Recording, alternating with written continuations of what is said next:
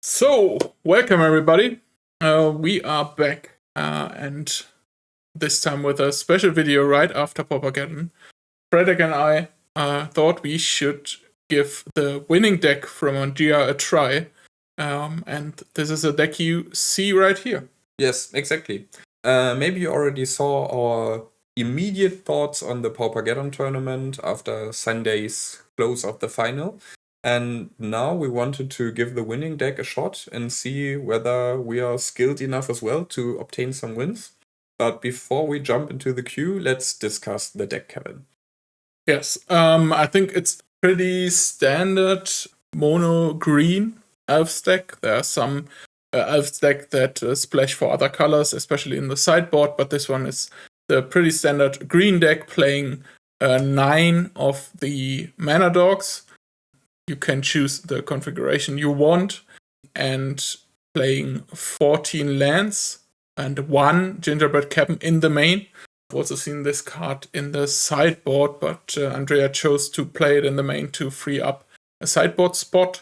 It's basically also a forest, which comes into play tapped unless you control 3 or more forests. If you do, it comes into play untapped, and you gain a food token. Yeah. So it's a pretty good utility, especially with the Krieran Ranger later on to gain some life every turn. In the same column as the lands, we have the Generous Ends. It's very popular because of its forest cycling ability, obviously. You've seen it plenty of times. It helps you find an additional land. And in the late game, when you have enough mana, what happens from time to time when you're playing elves, you can cast a hefty hitter. 5/7, bringing a food token to the table will always be something your opponent has to deal with. The classic one, it's good early, forest cycling, and it's good late, just a big beater. Also, what not every list plays is one edition of Psychic Welting.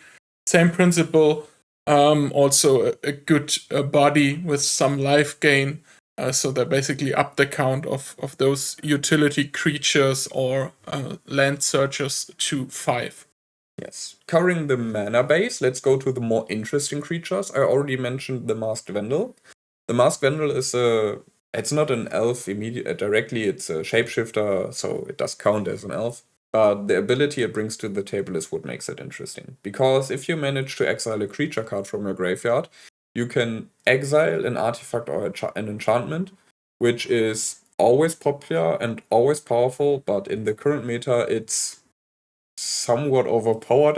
Not meaning that it has to be banned, but it's very strong. We saw the big meta share of Wildfire and Grixis Affinity, and I have also seen on coverage a lot of the times turn 1 Generous and cycle, turn 2 Mask Vandal, killing your bridge, leaving you basically time warping you.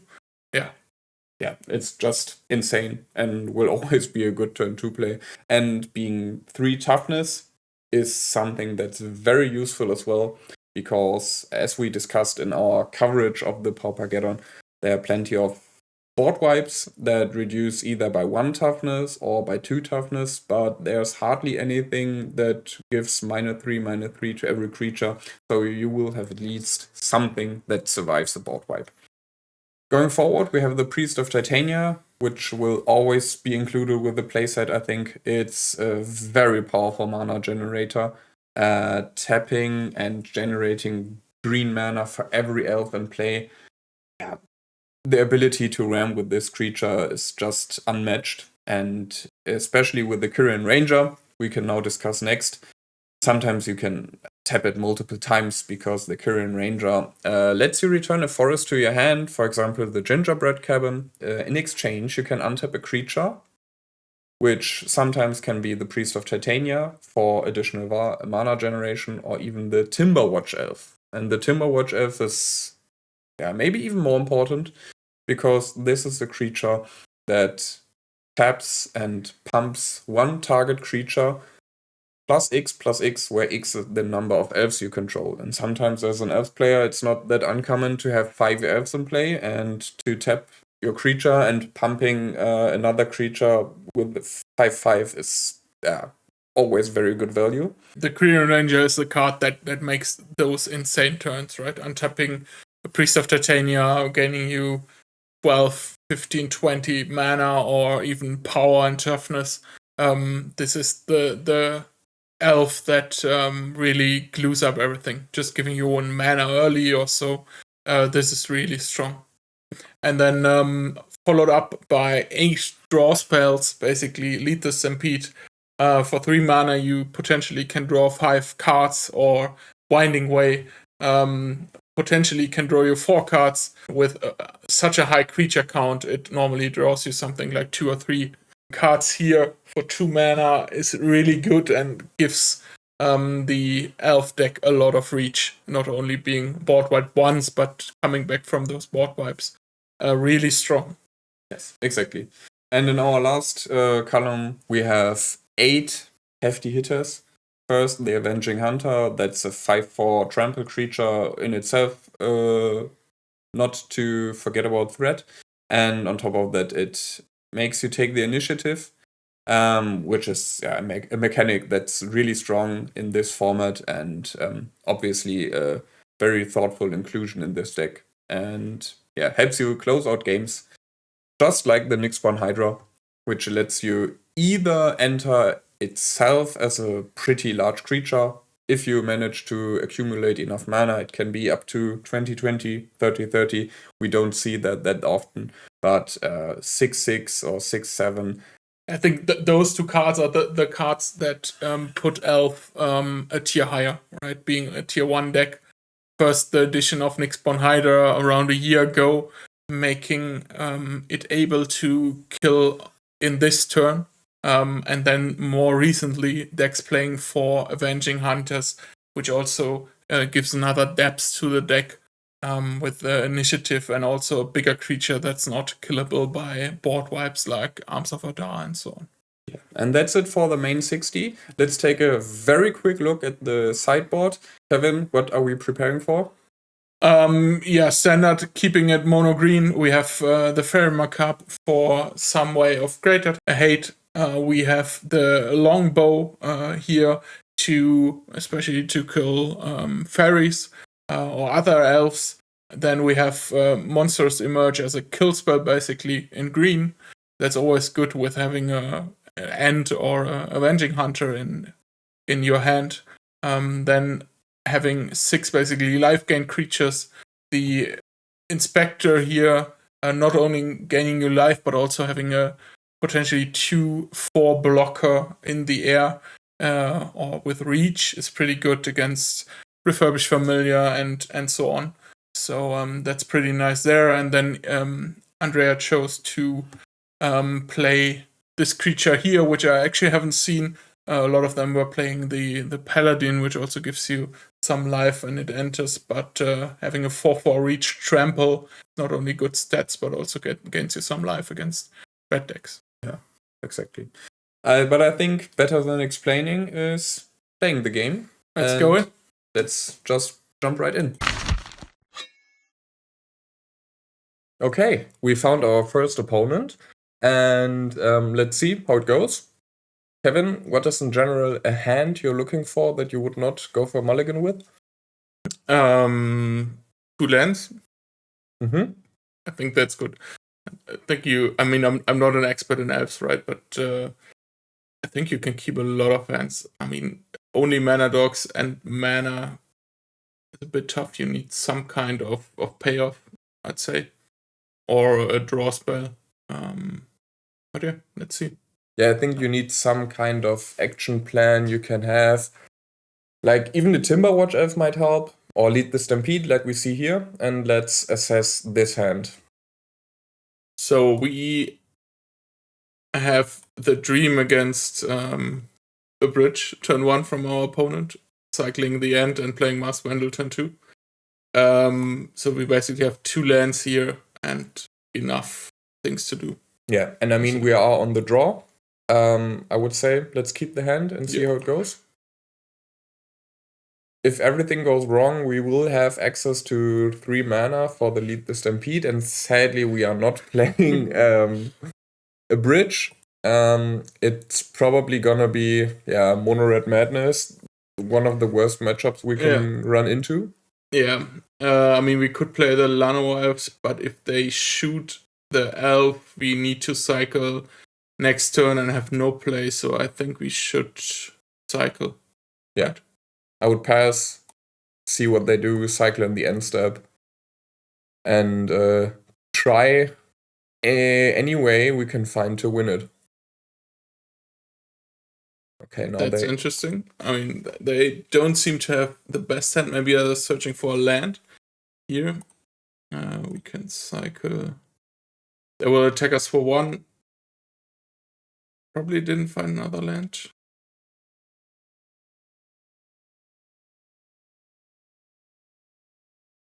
Yeah.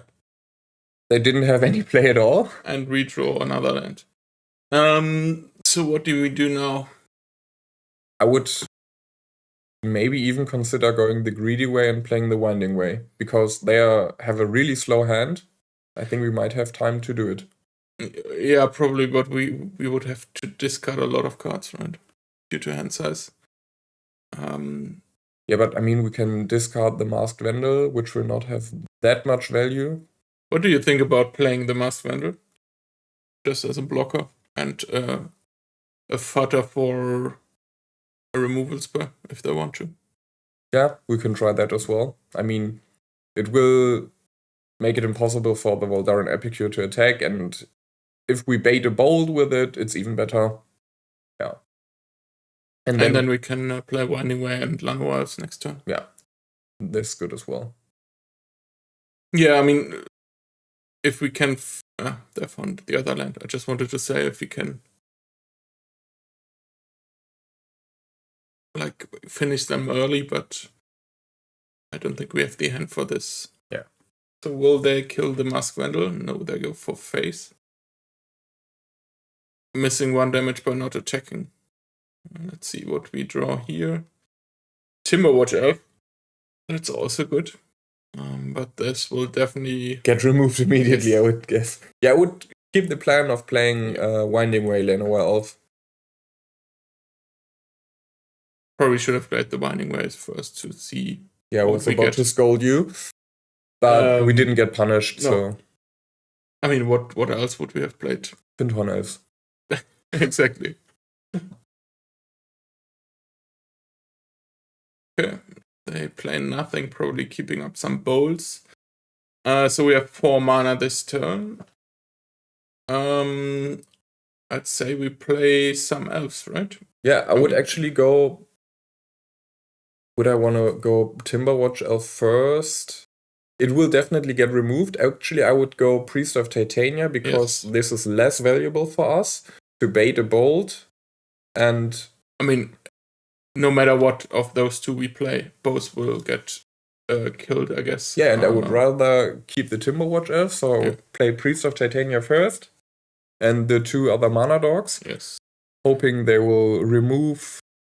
I mean, normally Madness doesn't play mass removal pre-board. So, yeah. We are fine. There we go. First bolt, that's fine. But I want to kill something else. I mean, I actually don't understand why he bolted the the Priest of Titania here. We could have waited until end of turn, right? Yeah, There's exactly. Nothing we can do. Still on the defense here. Yeah, they are still having 6 cards in hand. Now they're tapping out for Highway Robbery. He plotted a Highway Robbery, didn't have much to do. Again, missed his land drop apparently again. And is tapped out, right? So we have few options here. We could... I don't think we need more. We have all the options here. We can either go for Avenging Hunter or we play Nyxborn Hydra on the Masked Vandal and start attacking. Putting some pressure. Attacking sounds fine.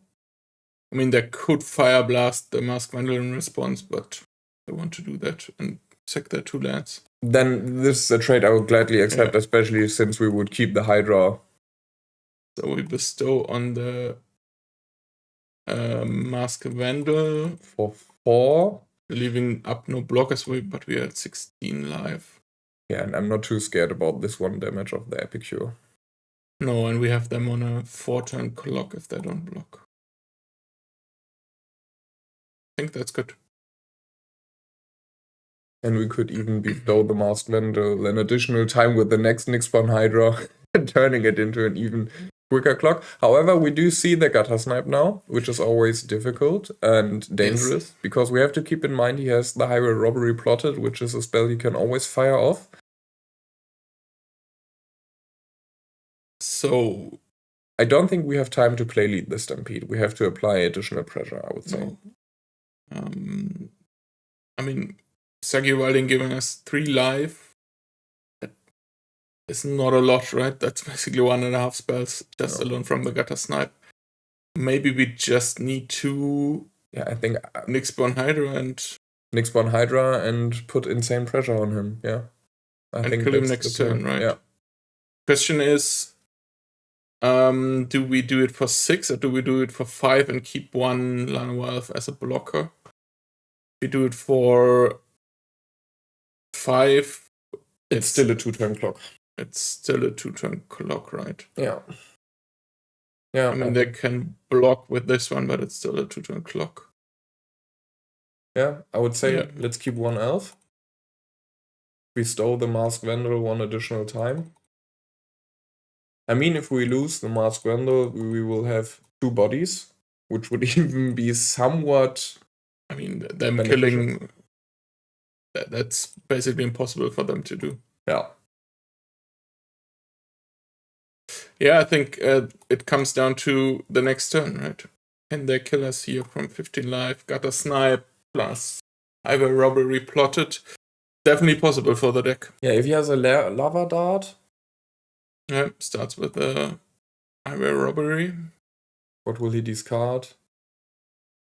I mean, if he also sees it that way, that this is his last turn, he probably should sack a mountain. Right. I mean, let's say he has Fiery Temper, Lightning Bolt, Lava Dart. Many ways how we die here. To be honest, that's also the worst matchup for elves, yeah. For elves. And I think the Andrea, the winner of Paupergeddon, said that he luckily didn't face any burn in all his run. Yeah, this is what we were talking about. If you're playing a large tournament, you always have to have matchup luck. Yeah. We definitely do block here the Gutter Snipe. Yeah. We are at 8 live. I think if he has 5 cards in hand. Doesn't look too good. Yeah, we have another Lightning Bolt taking us down to 2 and another Lightning Bolt. Yeah. Yeah, that was too slow. I mean, him struggling for lands didn't. We couldn't take advantage of that. So for sideboarding, we definitely bring in the life gain creatures here.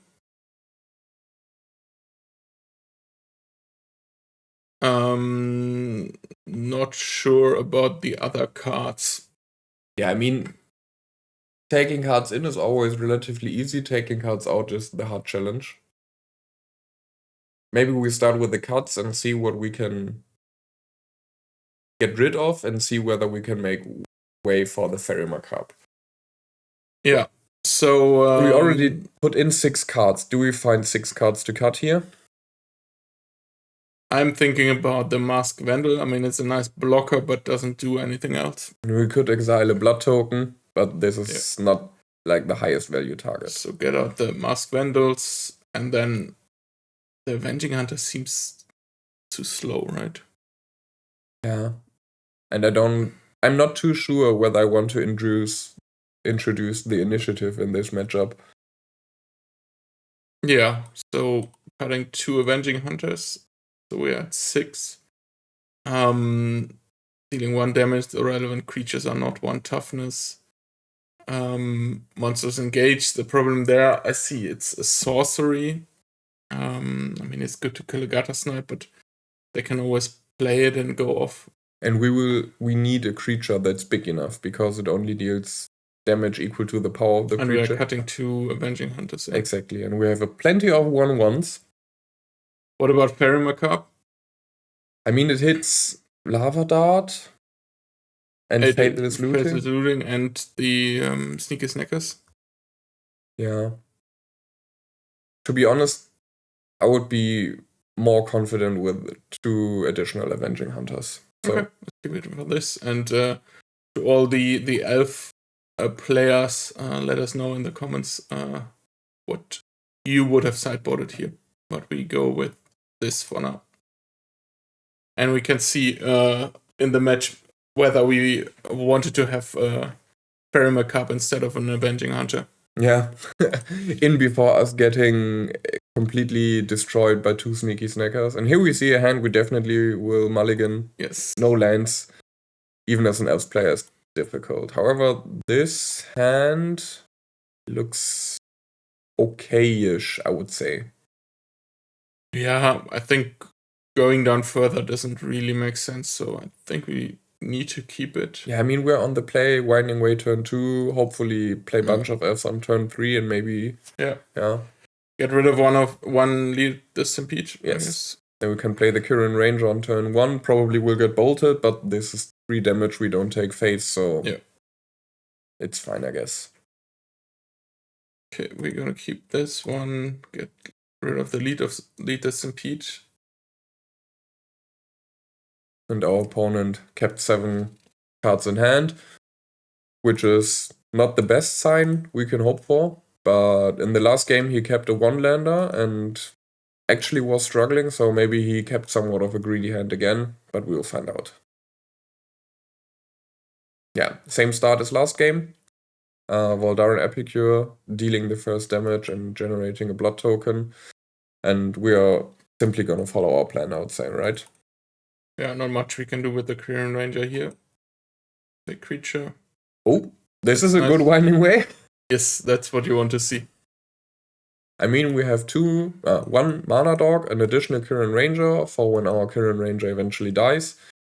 Some life gain, which is really nice. However, we will need to collect Evidence 6, which is not possible at this moment, and the Timberwatch Elf on top of our pre-existing Timberwatch Elf. Here we see the Lava Dart for the Kirin Ranger. Yeah. I still have 3 mana this turn if you play the Kirin Ranger. So it's already tough. I would say Kirin Ranger Winding Way, to be honest. Then we'll have to discard to hand size again, right? Which also fills our graveyard for the Inspector. But what would we discard? Maybe the Hydra? I don't know. I mean, playing the Kirin Ranger is free, so we can definitely start with this.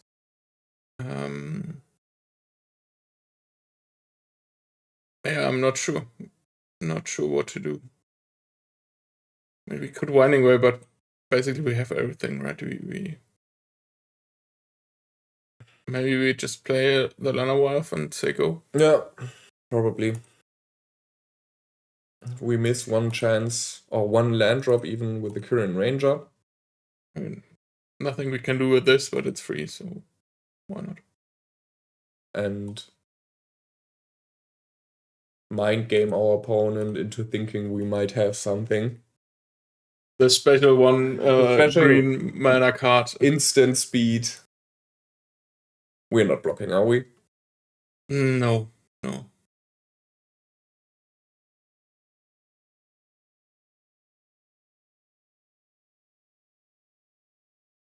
Faceless looting from our opponent. Let's see what he discards. Doesn't look like he has immediate decisions, but Fiery Temper is not that bad of a discard target, and we lose our Kirin Ranger, which is somewhat fine, especially since we draw another one.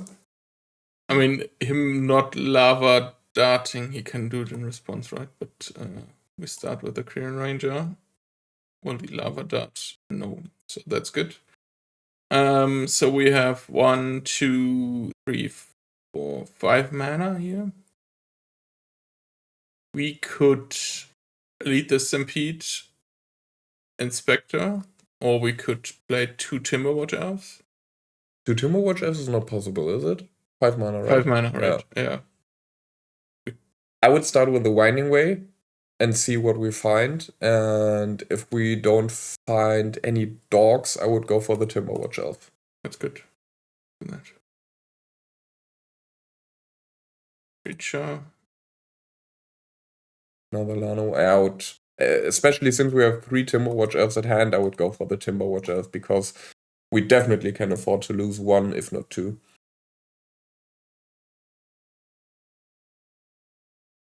Oh, we miscalculate.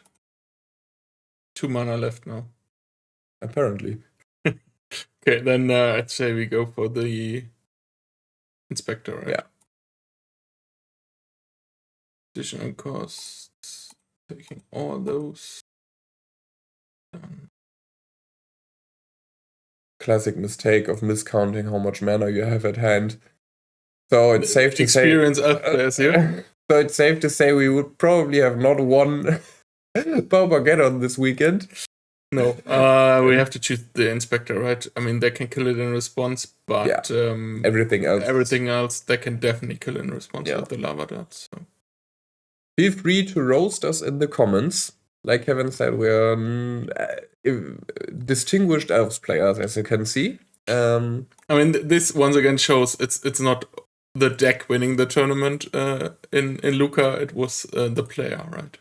Yes, definitely. You have to be very smart. You have to pilot your deck professionally and probably have played the matchups you're facing plenty of times over and over again. And I'm 99% sure that we missed the correct place on several turns. And let us know in the comments where we fucked up.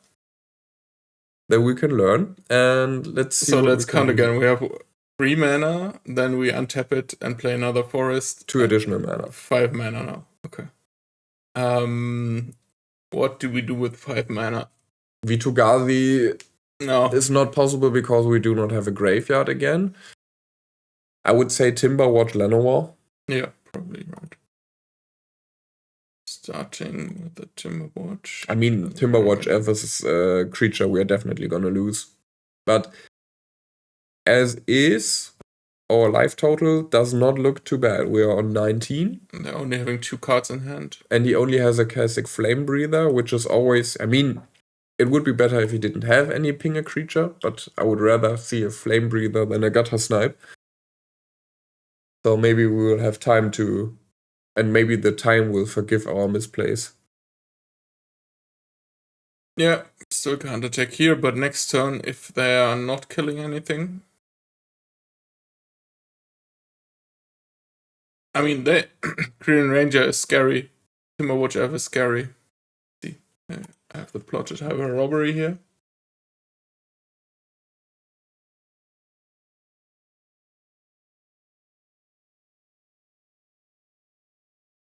That's definitely better discard. Yeah. And that's our Timberwatch Elf. Most likely. Yeah. To be honest, I didn't know what you were thinking about. Maybe he even has a sneaky snacker in hand. However, the Inspector, Vitu-Ghazi Inspector, has reach, right? So yeah. Sneaky snacker. I mean, that's why it's so good, right? It brings life. It is, if you put the counter on itself, it doesn't die to bolts anymore, and you can block the sneaky snackers. Yeah. And he finally is back. So killing our Timberwatch Elf. Took him like 2 minutes. Deep in the tank, but maybe his door rang or something. Grab the prize, discarding a Voldaren Epicure. Yeah, Voldaren Epicure does nothing for him at this point. He can't attack. 1 damage on ETB is not that much of a difference, and the blood token he still has from the first Voldaren Epicure hasn't even been cracked, so I can understand this. It's interesting that he played his 5th land, not keeping it for the blood token. That maybe indicates that he has another land in hand or something that he wants to play for 2 mana. Or Pyroblast, Lava Dart, killing us next turn. Pyroblast? I hope he bought a Pyroblast. Yeah. That would be nice. That would be nice. Expecting Distant Melody. Yeah, but he, with this combination, Fire Blast, Lava Dart, he could already kill us at this point in time. So, yeah, maybe we are lucky. I would say we keep our plan, Timberwatch. What do you say, Kevin? And then we are not attacking, are we? I would just play Timberwatch, hope we survive another turn, and then would we have lethal? Possibly. Probably, yeah.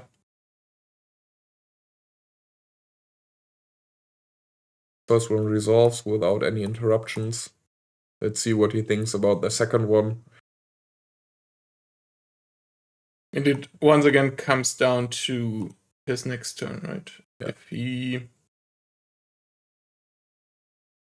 doesn't kill us here, we have 3 activations of the Timberwatch elf. We can play another elf, at least one. So that's 7 times 3 is 21. Exactly. Okay. Yes, all the fiery tempers. Pace, so it looks like he's aiming for lethal damage, not killing any Timberwatch elves. Yeah. Good start. Looks promising for him.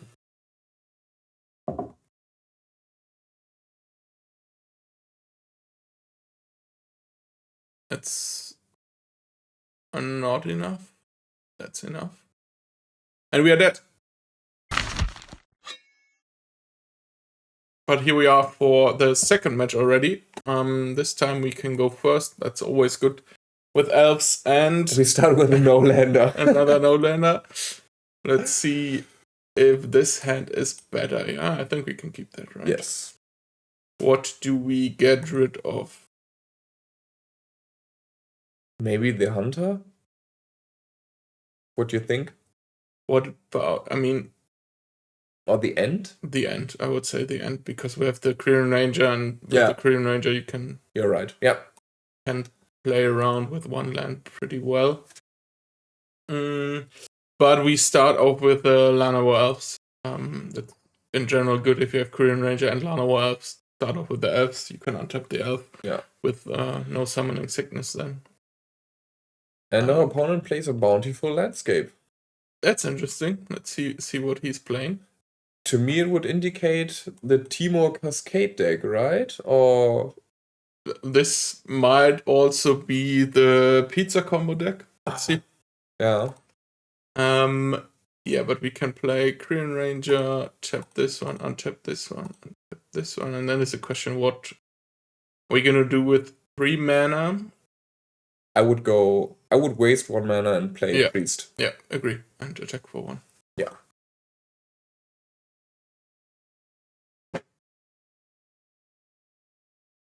Okay. He sacrifices the landscape, not too unexpected, gets a snow-covered island. This can also be Scratch. Yeah. So is it Terra? Probably. Preordain. Does any deck not play Preordain? Does the Timor Cascade deck play Preordain? I don't think so, does it? 1 top, 1 bottom. Okay, no. That's not Scratch Red. That's probably the Pizza deck. Yeah. I think they play the Gross Chamber. Yeah. It's like Kevin said, it's probably the Pizza deck, which was introduced with the new Turtle set. I mean, hopefully we win this. Oh, now we see first day of class. Is it played in the Pizza deck? I haven't seen it, but the version which was successful at the tournament definitely splashed red also for Chrysalis. But yeah, let's see. We just need to be quick. So we start with playing the elf, which is free because of the priest. And then we lead the Stampede, right? Lead the Stampede, right? This one, playing Lead the Stampede, taking some more creatures. Sadly, no more gas, but probably we can play everything here. Right? Yeah. Playing this one, unchipping this one. Playing another elf here. This one for 6. And then we play the Avenging Hunter. Searching for another forest. And the Quirion Ranger.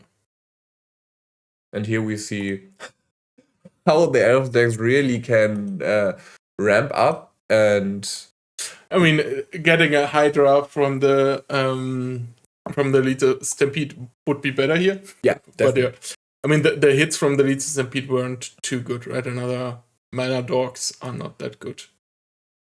Okay, that's interesting. Not sure if the pizza deck played Calling Oracle. They're also playing the Grazer. I have no idea what they're doing. Me neither.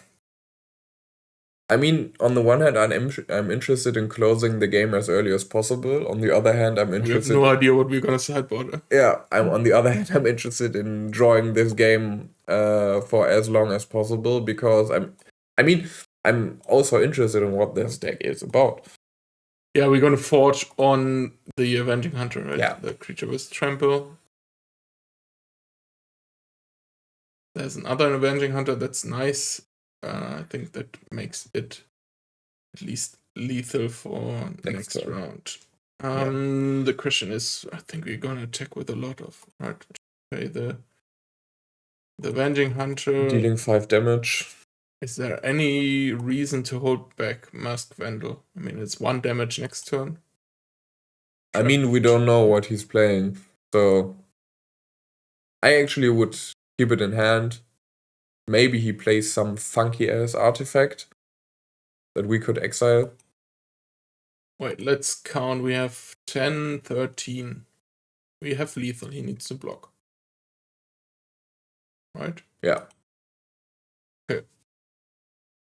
Then I check with all creatures. He can kill a priest or a Quirion Ranger. That doesn't really matter.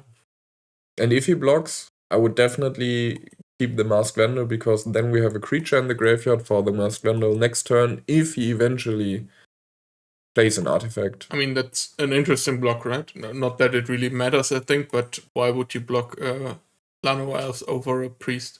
Yeah, to be honest, I think the game's over. Let's see. We have no idea what he's doing. Maybe he's killing us now. No. Okay. This will be an interesting sideboard here. Yeah, Kevin, what are we doing now? I mean, Masked Vandal seem to be pretty bad, so we probably should bring them out. Are we preparing Graveyard Hate? Or are we playing Monstrous Emergence for some spot removal? I would play Emergence. I mean, they're playing the first elf class, so they're doing something with haste, and then sorcery removal is not that good. What should we just bring in the longbow? I don't know. I have no idea as well. I mean, what about 2 fairies, 2 bows? Hopefully be prepared for everything. Not obviously not drawing either of them, probably. I mean, if we just want to be quick, we just bring in the inspectors because they're better creatures than the Masked Vandal on plain side. But yeah, but I don't think we will have 6 cards in graveyard. No, yeah, so we bring in 2 of those and 2 of those and see where we go. Yeah, that's fine. And again, let us know in the comments. Yeah. I mean, we could search it up, but that's boring, right? Let's just see what they're gonna do. And this is something I really love about Pauper. Yeah. It has been many times I was completely surprised by a deck my opponents played. And this is a hand we are mulliganing, right? Yeah, definitely on 7. There's no gas at all. Nice. And the fourth hand we get with no lands. Yeah, but I mean, this happened with the elf stack, right? Sure. This looks better. Not optimal, but better. Yeah, we can definitely keep that. The question is, what do we get rid of? Maybe even 1 land. They can't kill the... We have the end. I would say land Wildling, maybe. I mean, if we cycle this anywhere, we could keep the land, right? You don't need to spend a mana. Yeah. But if we...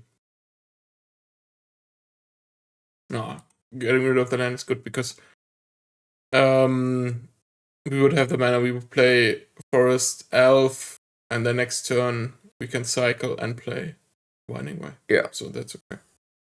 And we even draw another land. Yeah, so we don't need to do that. They start the same way as last time. Let's see what he fetches this time. Maybe a snow-covered island again. Yeah. Yep. Snow-covered island again. Also interesting why they're playing snow-covered. Is that just for style or is there a reason behind that? He wants to give the Panzer player a slight advantage. That might also be the case, but I mean, he definitely is playing red cards, right? So there might be scratch. That's good. I mean, let's start with Winding Way, right? Or we can play the Kirin Ranger and then Winding Way. I mean, no, start with Winding Way. Yeah.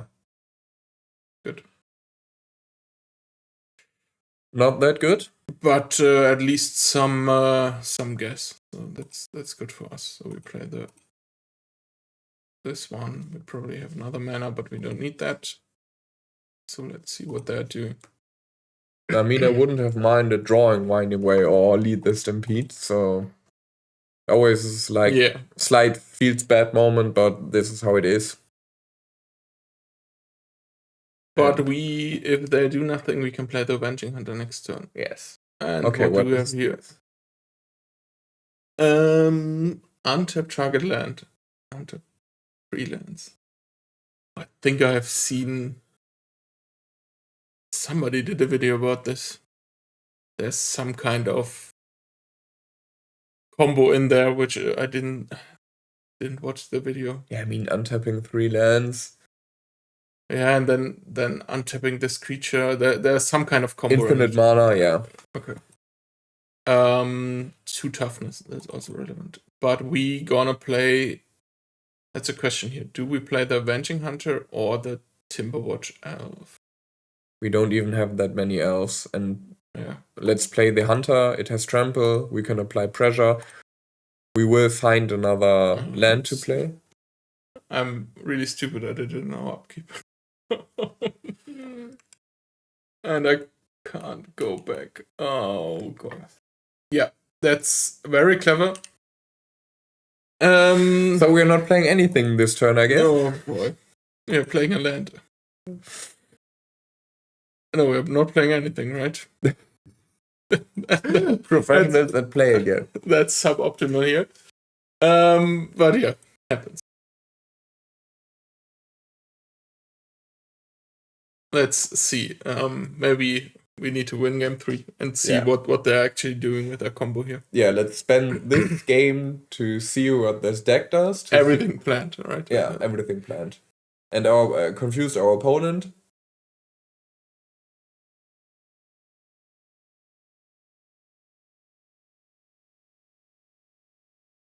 I mean, so the title for the video is somewhat clear as well.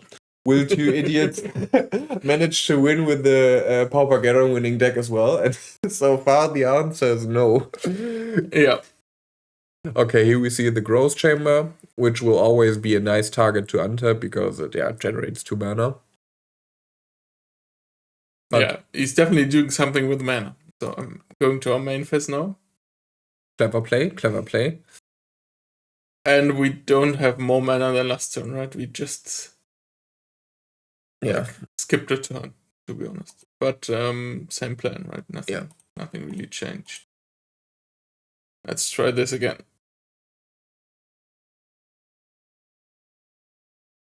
I mean, having a second Avenging Hunter can be helpful. Land.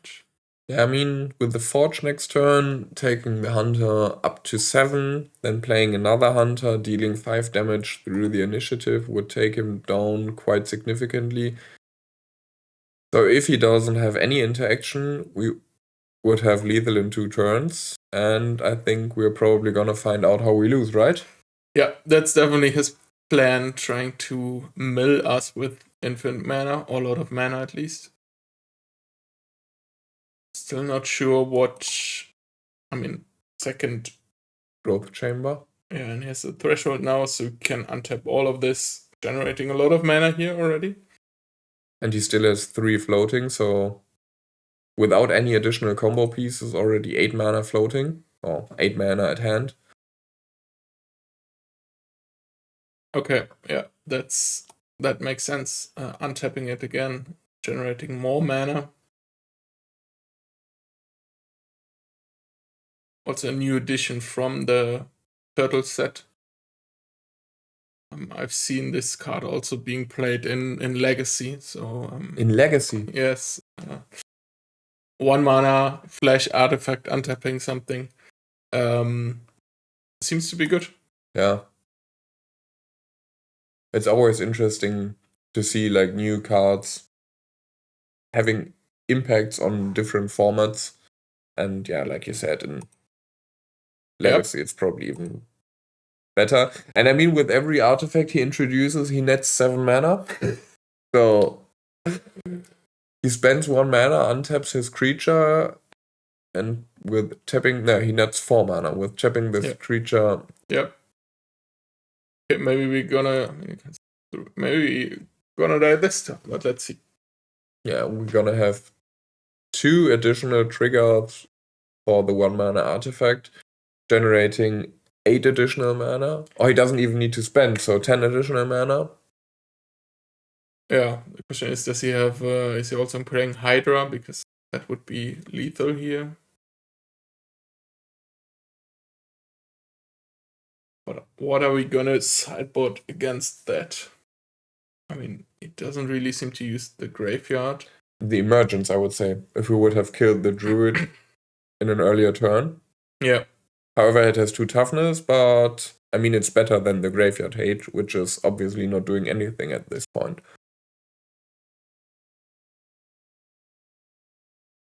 And us skipping that 1 turn in the end didn't matter, right? Because we would have needed 1 additional turn to have lethal. Preordaining, okay. I mean, obviously he's comboing off, but like any combo deck, he might whiz. I mean, there's no way we can resign now, because he needs to show us how we die, right?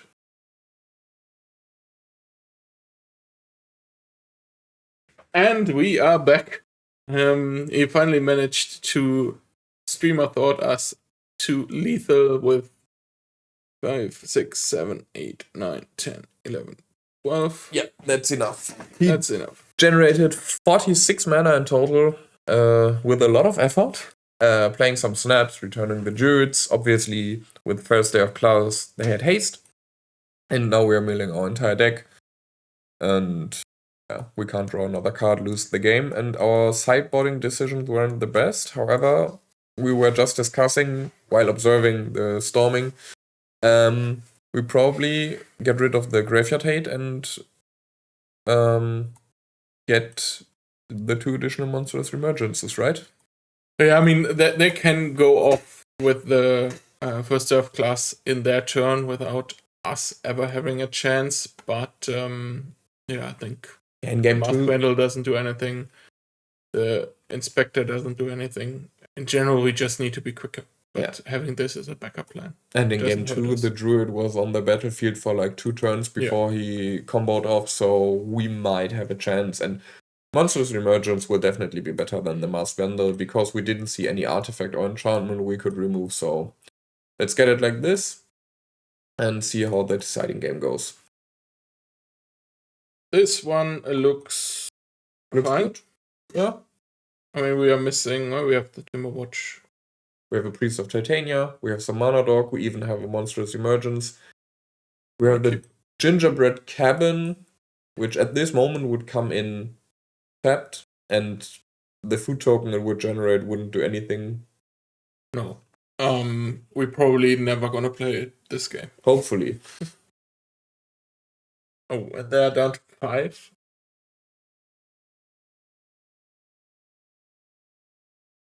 I mean, the combo deck we just saw looks nice if it works. But if you ask me, there are combo decks that are more consistent, require less cards. Comboing out with 3 different colors probably will always be difficult. I mean, it's always nice to see some brewing, right? But yeah, not sure. So we have 3 mana here, right? And we play the Dimir which I have and start applying pressure. Not miscounting this time. Why would you play the Timberwatch ever not the Priest of Titania? What was your reasoning for that? What does the mana get from Priest of Titania? Yeah, we could play the end, but the Timberwatch itself probably next turn does more than the elf does. Yeah, makes sense. And together with the Timberwatch F, a monstrous emergence, we would be able to kill a druid. That's on the battlefield. Yes. But it also counts if it's on the battlefield. So you can choose a card from your hand or from the battlefield for monsters emerge. Okay, what are we gonna do here? Definitely play the... I mean, we have 4 mana, right? Definitely play the... We don't need to... I would play untapped land, Priest of Titania, attack with the Llanowar Elves, and pump with the Timberwatch Elf twice. Yeah. I mean, we could even attack with Piran Ranger as well. Yeah. Okay, and then pump this one, untap, turn, pump. Having lethal on board. Which is always nice. Yes, let's see. Maybe the monsters emerge comes in handy to remove any blocker you will play now. Yeah, I think, to be honest, this game's over. I mean, there's a good possibility that they're playing some kind of fog effect. I mean, they need to have a plan against fast, aggressive decks, right? Yeah. Yeah, they play a Calling Oracle, 1 blue mana up. That's lethal, right? Yeah, I would say we declare 2 blockers and the unblocked creature gets pumped twice. Let's see how it goes. If he has any counterplay. There's not much more that he can do. Checking with everything.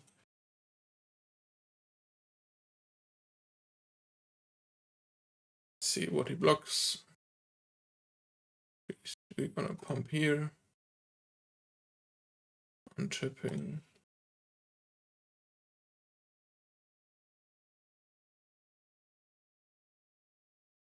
Yep. Really nice deck. Really well played from the opponent in the second match. But yeah, turn 4. Definitely too fast for this deck. And here we are for round 3. Current count is 1-1, and we are on the play. That's good. And no lander. The story of the league. At least the decisions are easy, and this is an easy decision in my opinion as well, right? Yeah. What are we putting back? I think we need to keep the second land, right? And then I would say the Vandal. The Vandal, yeah, because we don't have anything in our graveyard anyway. Yeah, we will be able to play the Stampede on turn 2 if our Fintown Elves won't get removed. I mean, I would play the Timberwatch Elf probably on turn 2. Yeah. Let's see. I mean, it really depends what they're playing. Looks like Dimir Terror, right? Probably, yeah. Then I would play the Stampede because he can't counter it right now. Okay. Go for that. It's somewhat whiffing. Shitty. But sure. Of course, we're gonna check those 2. Yeah. Not having 5 mana next turn, that would be nice. Yeah, this looks like Dimir Terror. I mean, this is one of the winners from Paupergeddon, right? Yeah. Dimir Terror showing to be, at least for this meta, the stronger Terror version. Yeah, and before we started this league, we looked at some recent league results from the last couple of days, and at least from my perspective, at least a third of the leagues were won by some dematerialists. So. Yeah. I'd say we play the Priest. Yeah. And the Mask Vandal. Yes. I mean, there's probably no target for the Mask Vandal anytime soon in this deck, so we might as well play it to increase our elf count. And they're gonna brainstorm. I mean, the Masked Vandal could remove any Relic of Progenitors. Which are not playing main deck, right? No, I don't think so, but we might consider it when we sideboard, keeping them in play. And did you see any Dematerialists playing a Nihil Spellbomb? Or are they playing... Or are they even playing Graveyard Hate? Yeah, they're still playing Graveyard Hate, right? Spellbombs normally too, but we don't really care about Graveyard, right? Yeah, you're right. So we hope they're gonna board in the Spellbomb, probably. Yeah, it was a complete brain fart from my side. 2 sneaky snackers. That's good. That's a good setup with the brainstorm. And they're gonna draw the 3rd card in their draw step and bring back the 2 snackers. Yeah. No, it looks like a race, doesn't it? At least he milled 1 terror. And he's yeah. I wanted to say he tapped out, but of course, snuff out. That's our 5th land. That's actually good. You normally don't want to see a 4th land with elves, but here we now can play the Avenging Hunter. I mean, he's going to take the initiative, but still need to do it, right? Yeah. Getting another land. We can attack here because it can't block anyway. And we have another Avenging Hunter. And he's also missing land drops, right? Which will make the initiative even better for him, yes. But I mean, next time we can play the Avenging Hunter, getting the 2 counters before combat. That's always valuable. I mean, the question is, are we gonna do this? Because then we are not getting an additional trigger. Yeah, but I would do it especially since he just dropped the terror, but our hunter gets cast down, so yeah, he's effectively removing our threats. And now I would suggest playing Mystic Timberwatch. What do you think? Do we want to get back the initiative now? No, because we're just gonna lose it. Yeah, we're just gonna lose it again. So yeah, I'm on board with the plan. And pass the turn. And the question is, do we want to sacrifice one of the mana dogs when the terror attacks? 9. He's 18. not entering the forge, is he? No. He's scrying, okay. So looking for lands. I mean, he has 6 cards in hand.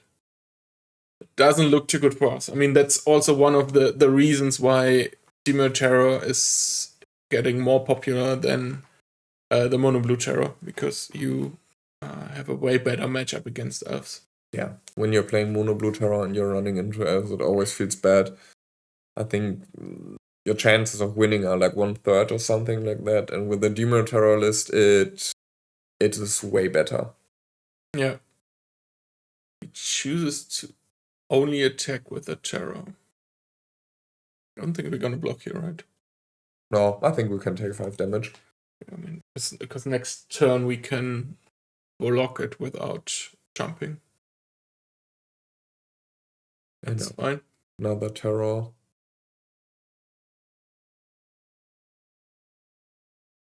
But yeah, the biggest problem is him having 5 cards in hand. And a Grimmack Angler, okay. 2 untapped mana. Let's see what we find. Pintorn Elves. Yeah, I mean... We need to go for it, right? It's probably gonna get countered anyway, but...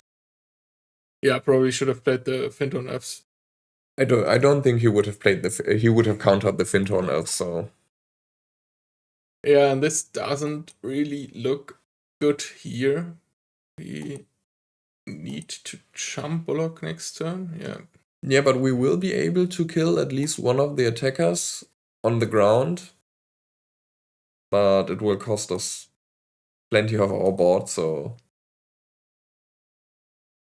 it probably looks like a loss, and we can already start discussing sideboard options.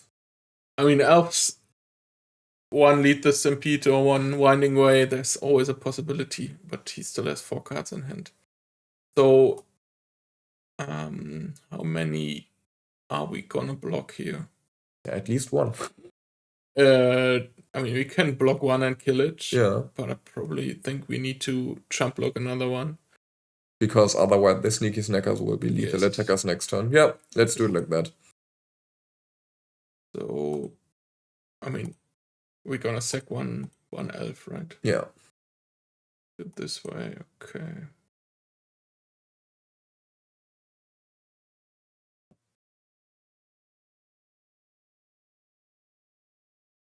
Do they want to kill it in response?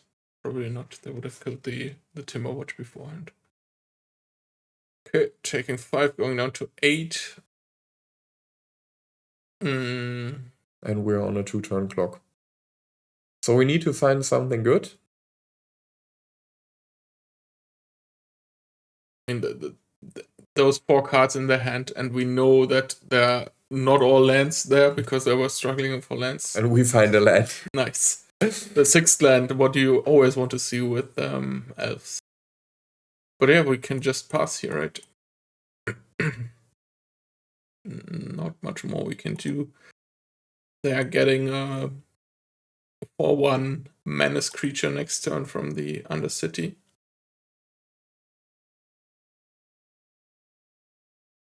Abandon attachments. Generating even more value. Discarding a Sneaky Snacker. Nice. Yeah, I think we can. If they bring back the Sneaky Snacker this turn, I think. Yeah, I think that's game, right? Yeah. Okay. Do we want to bring in the bow that pings for 1 damage against the Snackers? I think the Inspectors are better, right? So what we definitely should put out are the Masked Vandals. Because there's not much of a target. I like the Inspectors because we can also, I mean, they will bring in Arms of Adar, right? Yes. And distributing a +1/+1 counter on some creature. On the Timberwatch Elf. On the Timberwatch Elf, for example, is pretty good.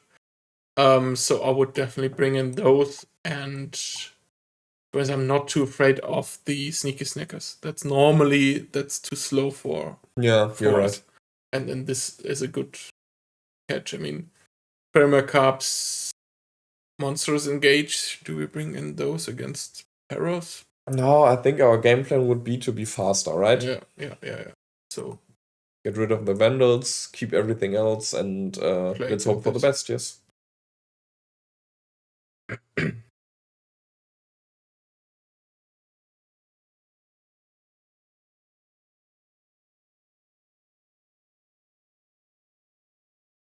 We can start once again, that's good. And this is a difficult decision. Do we keep this hand on the play? No turn 1 play, and a Winding Way on turn 2, so first creature that hits the board would be on turn 3, first attack we could declare would be turn 4. Yeah. Feels a little bit slow. Yeah, I mean, what are we looking for? We would be looking for Dogs, Priest of Titania, Timberwatch Elf, something like this. And the point is always, if you imagine this as a mulligan, as our first mulligan, we would keep it. Yes. So we can also keep it now. Yeah, okay. With 1 card more, right? And put back a forest, right? Yes. We are not putting... We would have put back a forest, but now we can keep a forest. And just hope that we are not hitting more forests here. We don't need 6 as we did in the last game. think Dimir is playing 2. That's good. So we don't need to worry about Spell Pierce, which they're normally playing 2 of. And we can pretty safely. There's another Final land. Perfect. But we're hitting 4 creatures here now. No. 2 creatures and not even 2 of the good ones. That doesn't look too good. Yeah. Yeah. Them having counter mana up. Another land. Lovely. I would say we play Mystic Inspector. What do you think? I would just slam the Timberwatch Elf. For it to get countered? I mean, it will get countered now or later. Doesn't really matter, right? Yeah. I mean, maybe he's bluffing. Let's try. That's what you say, right? In the beginning, you just run into counters and then you try to play around counters. But at some point, you have to play it. And next turn, we can play at least the Inspector with Collect Evidence. Or another Timberwatch. So we play a Mystic Timberwatch, yeah. And now it's even quite beneficial that we drew that many lands, since no mana dog of us managed to hit the board. I mean, that would be the other part, right? If we hadn't had so many lands, we might have had mana dog, yeah. Yes. This one resolves. That's good. Snuff out incoming. Brainstorm first.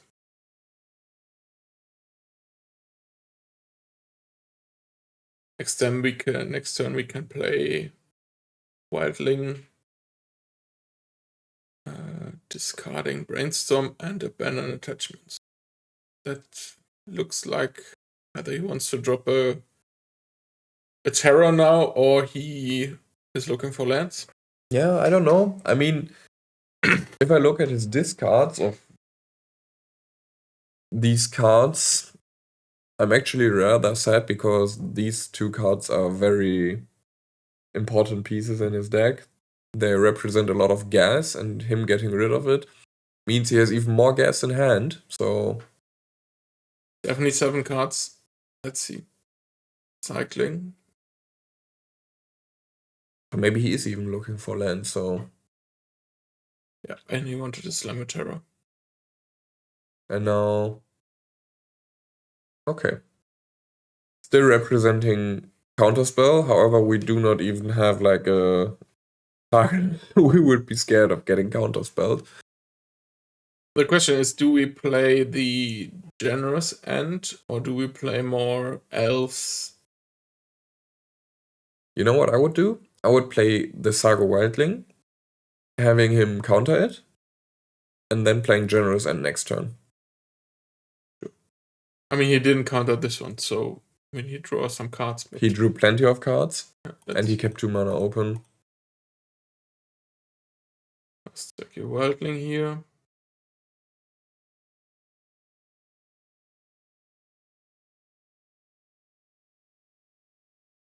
Yep. There's the counterspell. And this is the card I would rather have countered than the Generous End, because the Generous End is an exquisite blocker against this deck.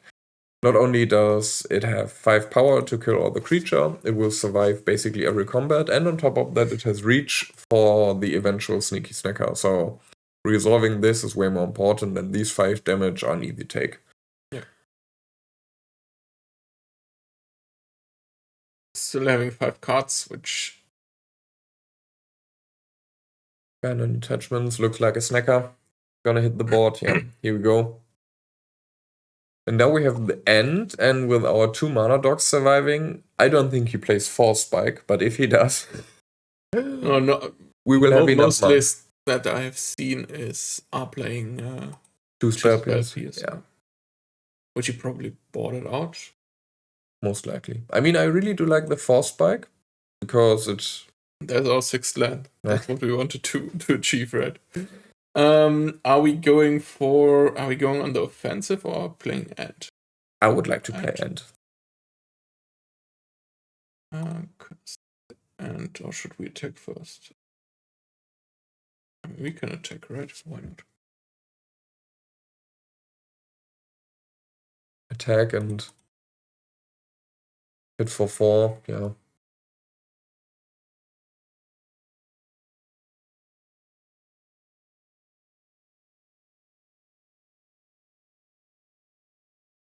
Do you think he would have killed the Timberwatch elf if he had Cast Down or Snuff Out?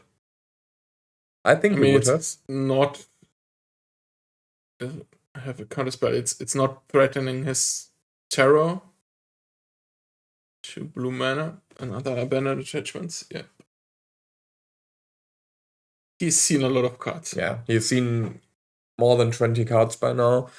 I would be very surprised if he doesn't have a Snuff Out at hand. Yeah, or a cast down or something. Some kind of removal. I mean, the question was, yeah, there's a Snuff Out.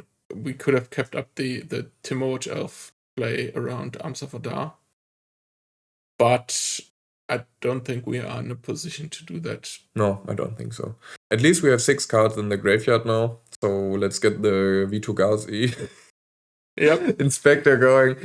And now we got completely blown up by Arms of Hadar. And I think that's it for us, isn't it? Unless we find the perfect Winding Way now. We find the Priest of Titania. I mean, we can play one more turn. But yeah, keeping up the Timberwatch Elf and then saving the Timberwatch Elf doesn't really help. You just are left with the Timberwatch Elf. It's not much more, right? Let's see. I mean, he's down to 2 cards. We can crack a food here. And say go. He can attack with the Tolerant Terror. Yeah. He sees 3 more cards. That should be game, right? I mean, a Winding Way will get us somewhere. Yeah. I'll lead this impede. A really good Winding Way would be something that might give us a chance. Like Mana Dog. Maybe even another Mana Dog and a Timberwatch Elf. Might be how we can recover from this.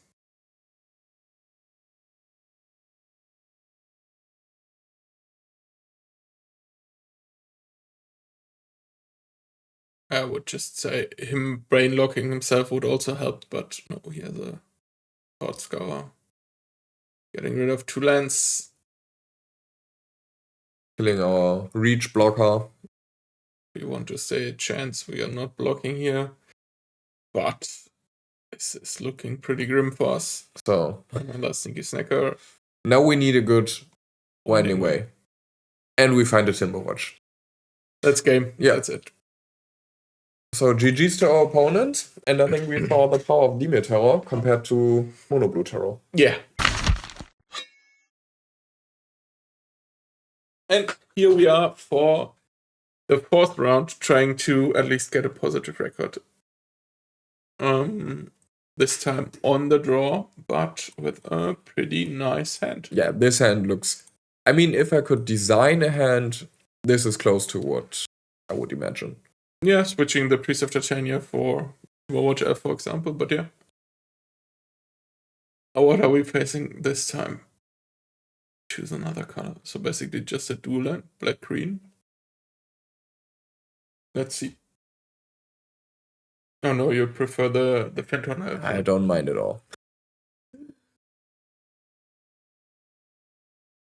I mean, to be honest, you chose the worst printing of the Llanowar Elves, in my opinion. Magic Online chose that, but yeah. Are there no other printings? Yeah, there are plenty of printings. I just happen to have none other. Yeah, so we have... we are just slamming Priest, right? And Kirin Ranger. What is he doing? This is the pizza combo. Yeah, so we have to be fast. And in order to be fast, I would slam Dog, Titania, and see where it goes. Yeah.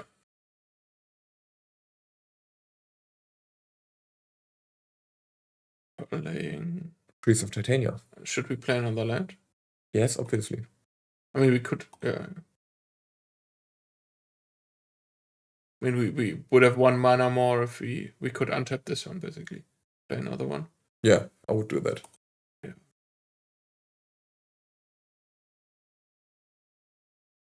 And then hope for a good lead the Stampede next turn. And then we can slam basically everything on board, hoping we find Timberwatch F as well, and then we will have lethal in turn 4 or 5, somewhere like that.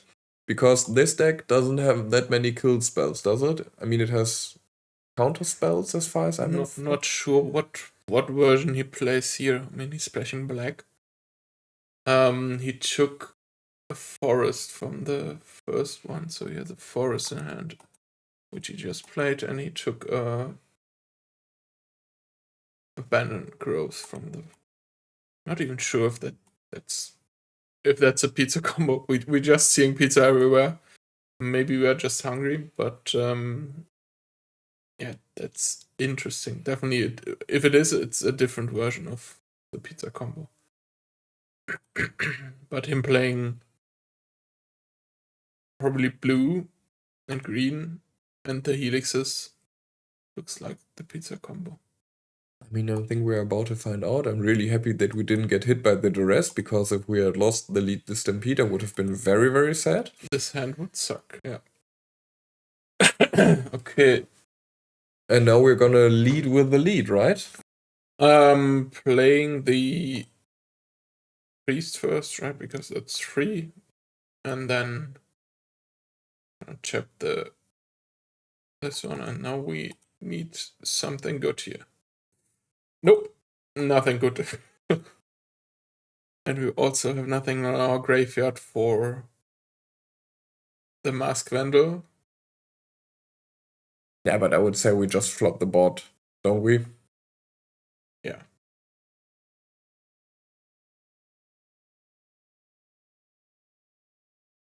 I'm tipping here. Do you want to play the Mask Vandals as well? Yes, I think so. Okay, let's play the Mask Vandals. Yep, no response here.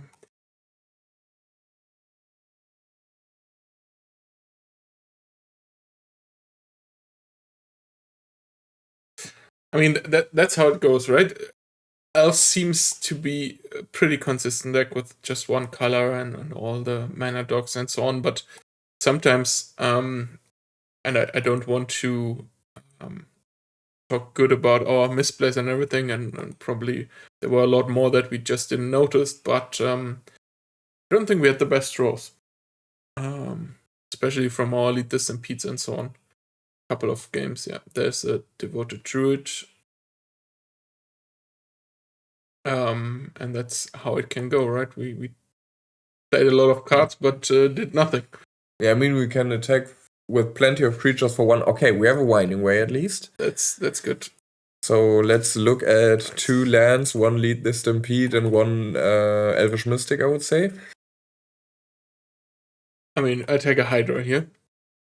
Yeah. 2 Hydras. Well, what about 2 Hydras? See, you just need to complain a bit. The question is... It's lethal, isn't it?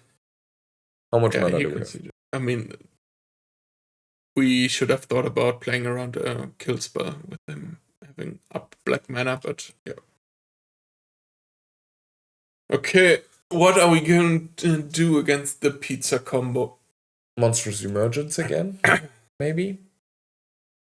Yeah, kill the Druid? Don't think there's a way for him to do it in one turn. So he needs to play it before he doesn't play any haste spells. And getting rid of the Vandal again? I mean, we could exile the land enchantments, but... Doesn't seem to be that good, right? Yeah. This is an obvious choice. He's not doing anything with the graveyard, right? 2 life doesn't matter at an infinite combo. The Druid has 2 toughness. Yep, that's it. Yeah, let's go for it. Now we're on the draw. Let's see what happens. Okay. What do we say to this hand? It looks relatively good. Not even relatively, it looks really good. And we have the Kirin Raindrop. enabling additional land drops each turn.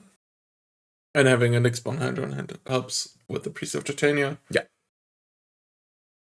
So what's the better play? Do we lead with the Ranger or with the Elves? Elves, right? It's always Elves, Okay. because the Korean Ranger is basically instant speed. Yeah. So if you lead with this one, you have can play him basically and have 3 mana. If you would have done it the other way, we would only have 2. Yeah. Okay. So at least this is something I did right the few times I played Elves before.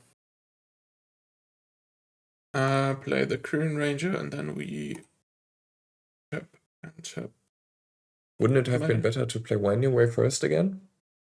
I'm not planning to play Winding Way. We are not planning to. I mean, Priest of Titania, another elf. Yeah, and we have a better. Big Hydra next to it. Okay, now I would have made a misplay, I would say. Yeah, I mean, him killing the Priest of Titania would have happened anyways, I would say. Yeah. But yeah, then next turn he's playing an interesting version. It's definitely different than what the person doing well in Paupergeddon played. He was not playing black, but he was playing red for Chrysalis. Yeah, interesting version, and that's definitely what it is, right? There is not yet found, or they haven't found the best 75 cards for this combo. Yeah, the person, I mean, I think he reached rank 13, I would say. So definitely a really, really, really good result. Almost top 1%. Start with Winding Way here, right? Okay, I'm fine with that. Yeah. I mean, he played like a mid-range deck consisting of all good cards and good creatures with the optional win condition of comboing up with the Druid. So it had 2 separate game plans. Okay, and what game plan do we have here at hand? Timberwatch Elf? Go for the Timberwatch Elf, right? Yeah. Make him have more removal. And a free attack here. So him also playing Gardens probably indicates that he has the black draw package. Yep. Yeah, here we go.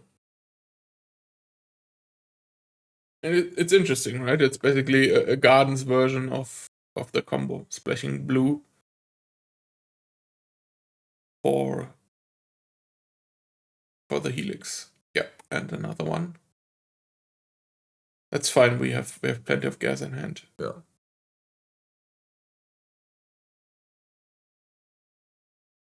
Another Korean Ranger doesn't really help us. Winding Way at the start, or we would the Avenging Hunter, right? We have 5 mana. And he will never get the initiative, probably, right? No. Yeah. Okay.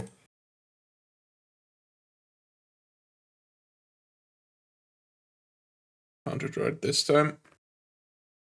Avenging Hunter, getting another land, which we don't need, and attack for 1.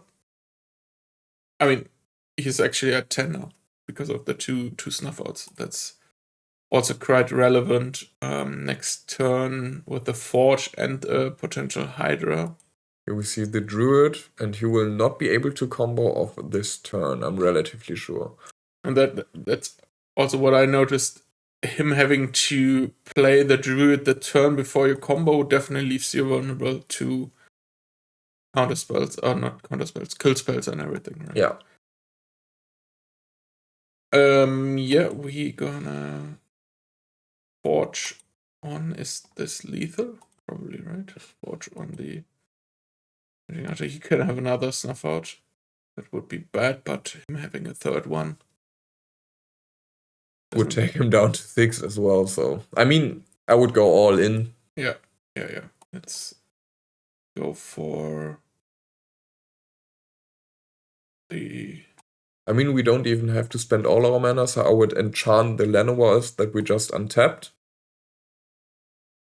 Or not? Yeah, makes sense. Just the Hydra here. And he's not dead, right? He can block with the Druid, but that sets him back. Yeah, but both have trample, so is it enough? No, if he blocks with the Druid, it isn't, but that sets him back in his plan to combo. Yeah. So he needs to block with the Druid. Okay, tell me of safekeeping. Yeah, makes sense. That actually leaves us vulnerable to the combo next turn. Let's see. Did we have to assign 2 damage to the druid? I think we could have reduced it. No, you need to assign the 2 damage. Yeah, but with Death Touch and Trample, then you need to assign 1. Okay. You need to assign potential lethal damage, even though it's indestructible. Okay. But, yeah.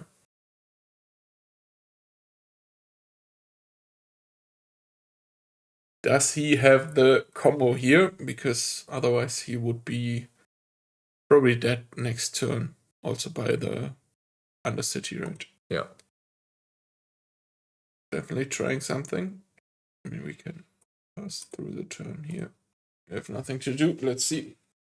So either he wins this turn, or, yeah, in our upkeep he will die from the trap. Yeah. Here we see the pizza. That's a good one. He just needs the Helix now. Or the other card that does the same.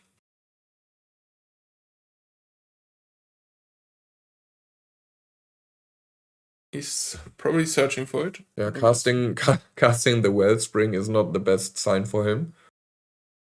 Yeah, but drawing 4 cards in total here. And there is the Helix. So we're gonna concede, but just for everybody who wants to know what he's basically now doing, he casted the Helix on the Druid, which can now tap to return target permanent to its owner's hand. So he's returning the pizza, playing it again. Basically can do that infinite time because you can untap this one or putting a -1/-1 counter. And the pizza gives +2/+2, so your net basically 1/1/1 here. And basically generate infinite mana, and also being able to put our whole board back to our hand, so us keeping a blocker wouldn't have helped there. Yeah, I mean, that's game. I don't think we need to change our 60 cards we're gonna play. We just start with the same plan again, and I'm fairly confident that we have a good chance to win game 3. And I don't think there was any way to play around him having the safekeeping. Yeah, either he has it or he doesn't have it. Yeah. This one is a bit risky. If he kills the Priest of Titania, we're gonna be... If he kills the Finrunner. Do we risk it? Yeah, let's risk it. Okay. Let's risk it for the biscuit. Again, let us know in the comments whether we fucked up right here, right now. But yeah, I mean, no. So you can't kill it now because it doesn't have a swamp. That's good. That was the crucial point. Now we can play. It's still slow hand, right? But yeah, I mean, if he kills the Priest of Titania now, we're gonna be in trouble. Here's the swamp and a Wellspring, so... Yeah. I mean, you can still have it. Yeah. Yep. That's not looking good. We need another land here. It's somewhat of a land. Yeah. Let's go for another land drop and probably attack with the Fintorn Elves, right? Yes. Nothing else we can do. Yeah, that actually was pretty risky. Probably we shouldn't have kept that. Also, if they kill our Fintorn Elves on the first turn with Swamp Snuff Out, there's nothing we can do anymore. Sometimes you have to be risky. And sometimes you need the luck. Yeah, and I'm not sure how many Snuff Out he's playing. Probably his only removal spells. Maybe he's playing all 4. Not sure. So Are we gonna play Lead the Stampede? I would play... I mean... We would probably have to discard plenty of cards. Yeah, let's go for the elf. I mean, we can't find lands. That's what we probably would have needed. Because we have everything else in hand, right? Yeah. this would be a point where you could think about playing lead this Winding Wave for lands. He's playing plenty of cards. And he has 9 cards in hand, so... Arms of Adar. That's also not good. But we find the Priest of Titania. So we're not dead. So he's definitely prepared for creature matchups. I mean, that's the strength of playing black instead of the version before that. Yeah, he's drawing some cards. This mana base seems iffy. I don't know. And another snuff out. Yeah, that looks not good for us.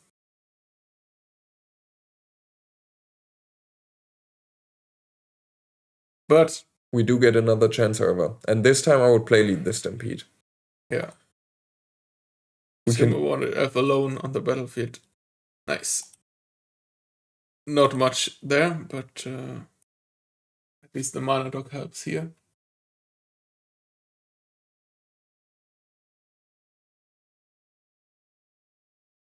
Yeah, but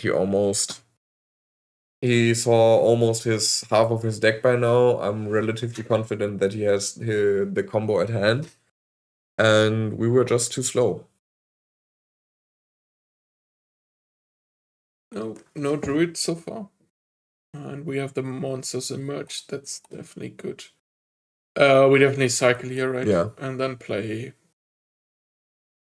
I would say we play Timberwatch. Free to get the cabin here. The question is if we play Timberwatch, we don't have 5 mana next turn for the Avenging Hunter. Yeah, then let's play Finthorn Elves. Yeah, why not?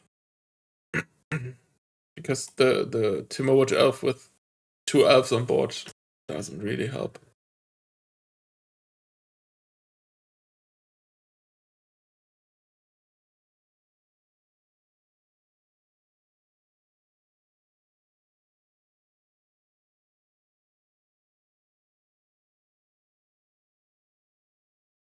Our opponent is cycling one of his lands.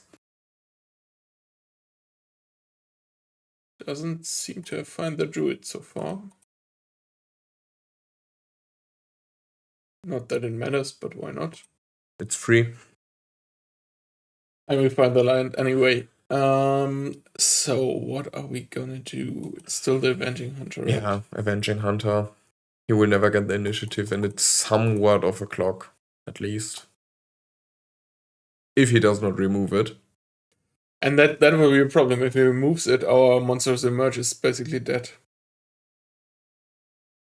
Or to kill a druid potentially. Yeah. But yeah, maybe the next one hider would have been better, giving us. No, but it wouldn't have been a 2-turn clock, right? That's nice of him. Not that we can do anything with that. Playing more pizzas. We can get 3 life with it. Okay.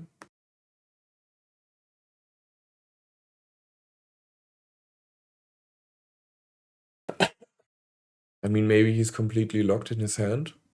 But I don't think so. He has 6 cards in hand. Still has map tokens. Okay. Gonna forge on the elf. Yeah, he won't have any blockers either way, so might as well take the elf because it will give us 2 targets for monstrous emergence against the druid, so we will be somewhat more resilient. I mean, if he doesn't have a removal spell here, he's dead again, right?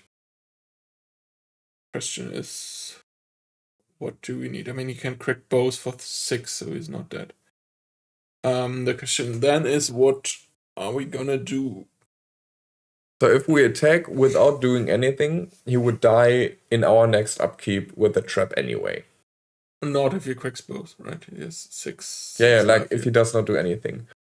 So he's basically on 16 life. We have 8 on board and need another 8.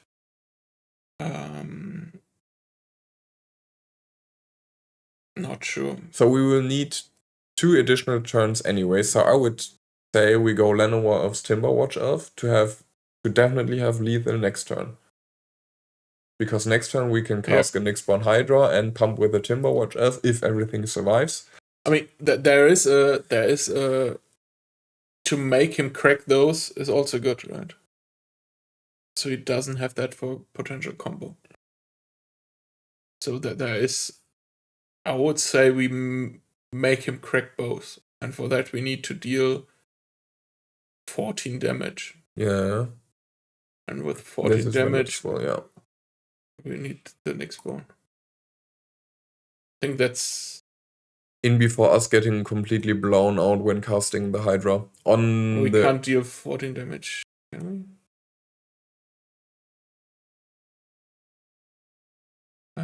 Let's just see. I mean, the Hydra is also resilient to removal. No, it's not enough, but it at least needs a quick one. That doesn't really matter. And he's saying, just kill me, please. But yeah, we can't. He's cracking both anyway, okay. But yeah, then now Trap is lethal. Yeah. That's also positive. And him saying, just kill me, please, indicates that he won't be able to come Yeah, out to be honest, that's unlucky from his side, right? Yeah, I mean, he saw almost half his deck and lost the game. I think this is a match we should not have won, given our play. No.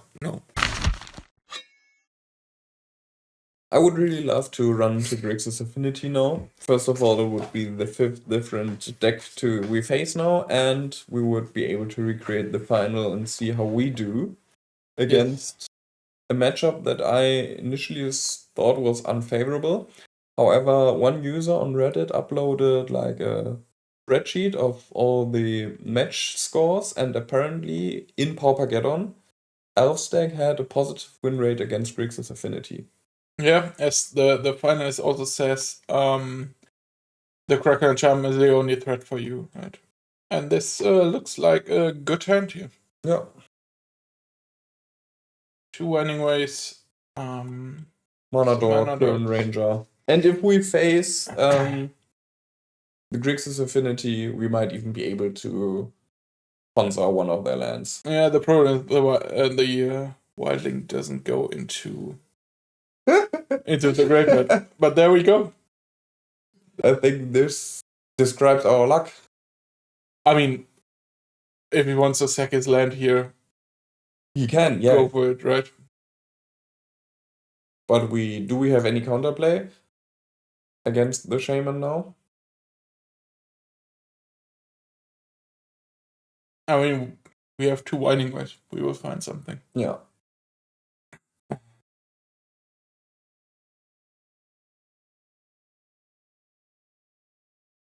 Yeah.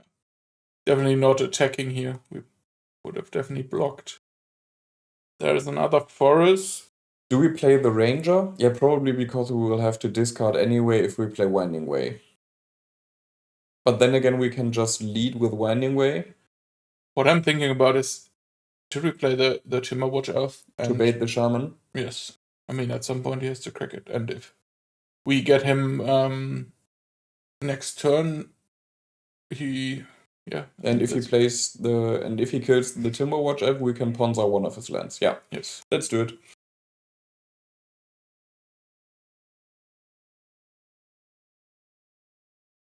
He either kills it now or he probably doesn't kill it at all. Yeah.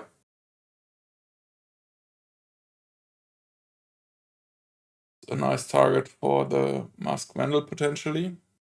Okay. 1 mana divination on his side.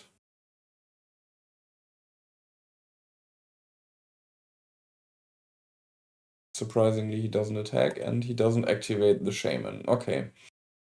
What do we want to do?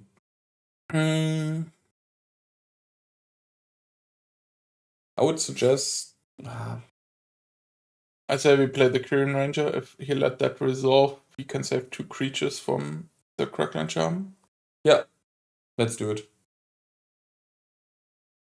So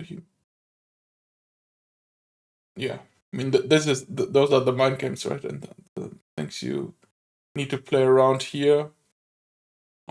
We can play the other elf, attack. Yeah, but if we attack, do we pump? Even one. The question is if we even want to pump once, because I would really like to save the Timberwatch Elf and the Korean Ranger. And if we pump once, we will probably lose at least the Ranger. Or at least the Timberwatch Elf, depending on what we want to save. I would be with 2 Winding Ways in hand, I would say. Okay, then let's go all make in. him have it. Yeah. And then we can recover. Then let's go. At the moment, he would need it to sack a land. So. Okay, then let's play Llanowar Elves, attack, pump, see what happens, and maybe even pump one additional time. Yeah, but let's attack first. And the problem is he can, in response of the Korean Ranger activation, I mean, he could activate the Charm, right? Okay. And he's doing it now. That's interesting. Let's try to save the Ranger, I would say. Yeah.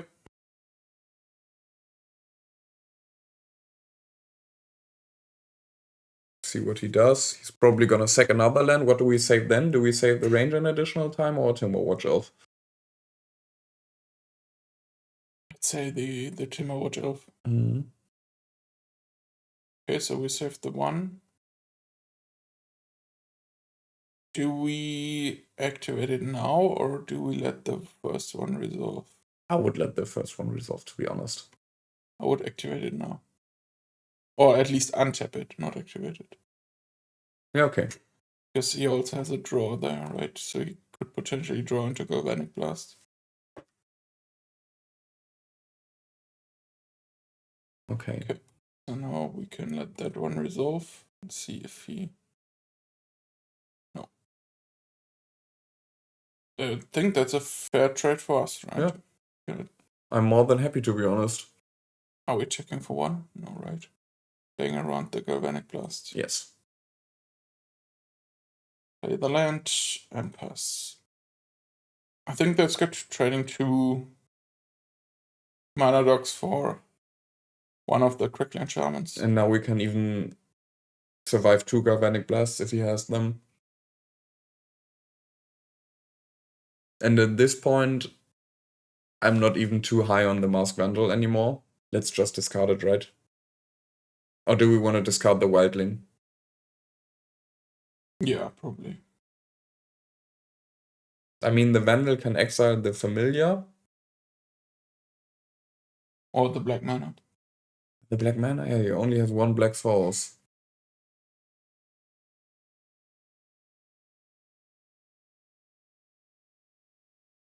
Get rid of the...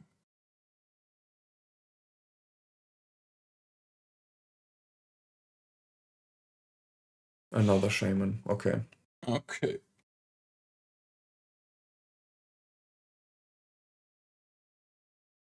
Yep.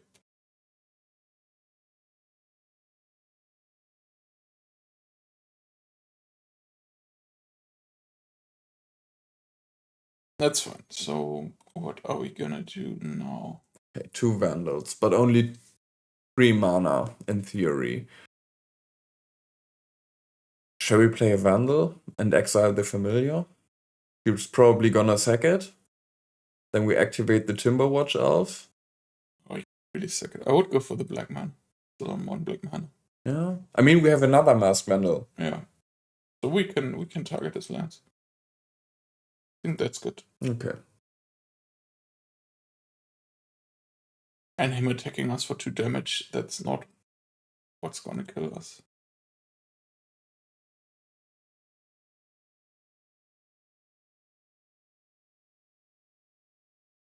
We are not attacking, right? No.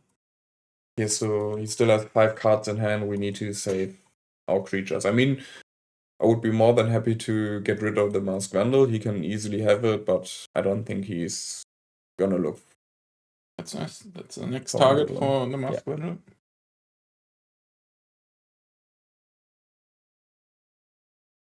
Oh, Makeshift munitions is bad as well. He has basically all the counterplay we need. I mean, in the beginning of the matchup, I said that I would like to play Grixis Affinity, but now we're seeing the full power of Grixis Affinity against elves. yeah, but we definitely can kill it with Mask Bundle. Are we targeting the munitions? Yes. Yeah.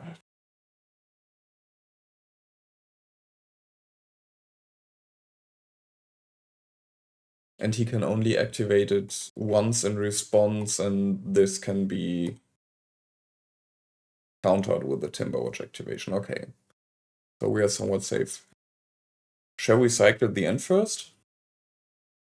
Yeah, why not? I mean, we need some mana eventually.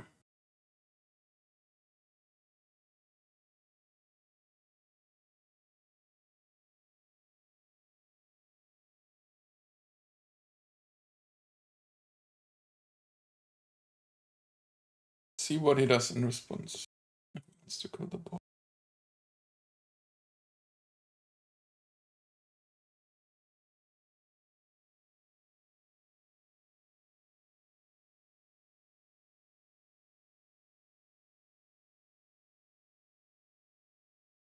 And he simply lets it resolve. I count it as a win. Yep. The question here is, I mean, this attack is free, right? Yes. Do we pump it once? Would make us lose the Ranger. Yeah. If he decides to Yeah. go for the kill. We would trade the Ranger for the Charm. Yeah, to be honest, let's get going. Pump it once, see what happens. Put him on some kind of clock, right?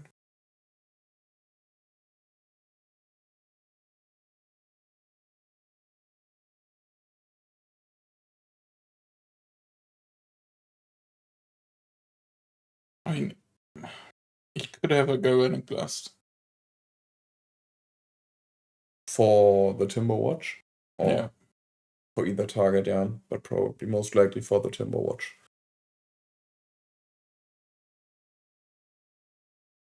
That's where you need to be a good enough player to know what to do here.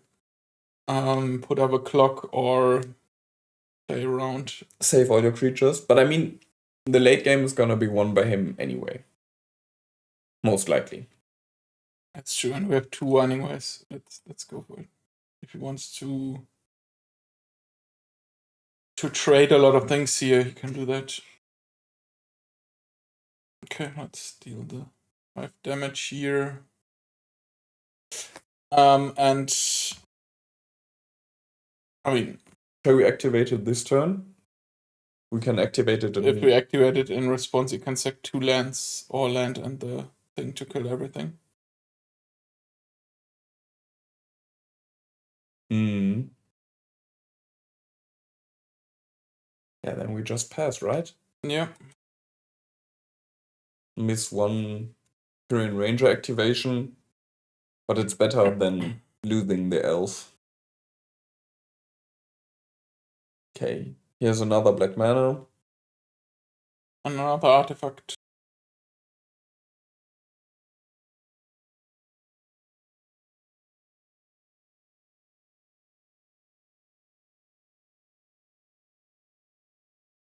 Spell bomb doesn't matter. Just another artifact to sack. So he's probably at the point where he can blow up our board anyway. If he wants to.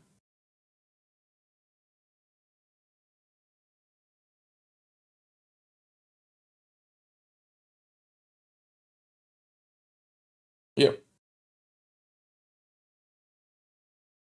It's fine giving him 1 life and 2 cards.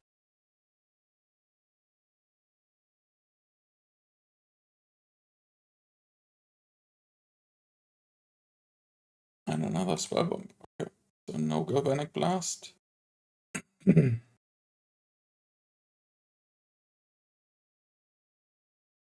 Yeah, obviously he's attacking with the familiar. We don't have any blockers, and will he sack it? I don't even think he would be sacking it in the next turn to kill our board.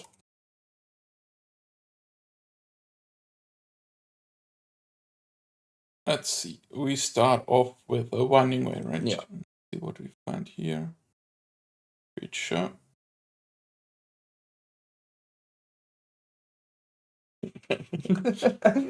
One creature is better than no creature. Let's try that again, I'd say.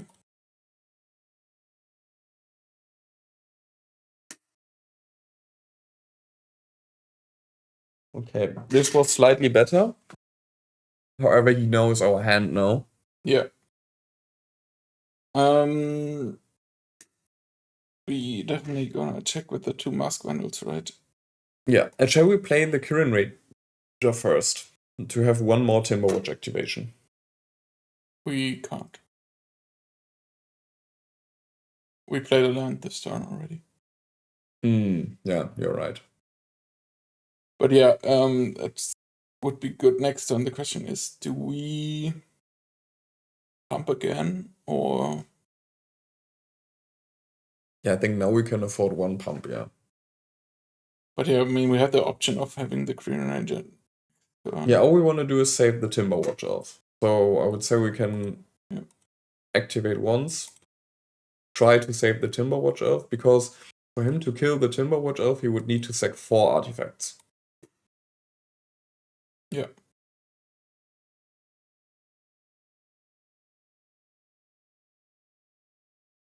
Yep. That's fine. So we're gonna discard the Then who else, right? Yeah. Oh no, what we should have done is... Oh no, we could have... I mean, we could have returned a forest, but then... The Timberwatch Elf would have been at risk, yeah.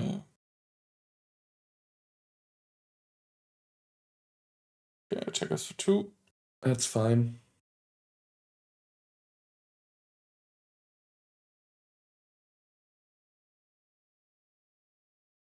Yep. And go to our turn. Yeah, and I would honestly simply repeat our last turn. Playing the Green Ranger first, right? Yeah. Does Nyxbon Hydra help us here? Not really, right? No. Just do the same and play the priest, and then next turn have a Hydra. Do we wanna... I mean, let's see how many creatures he blocks. If he doesn't block... Okay. He blows up everything anyway. Yep. There's nothing we can do there, right? Yeah, I think we just let it happen, right? Yeah, I mean, there's not much we can do.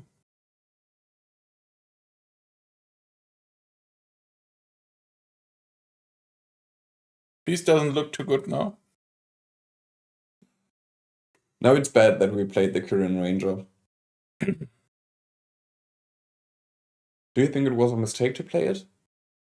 I mean, we somewhat threatened lethal with it, and yeah.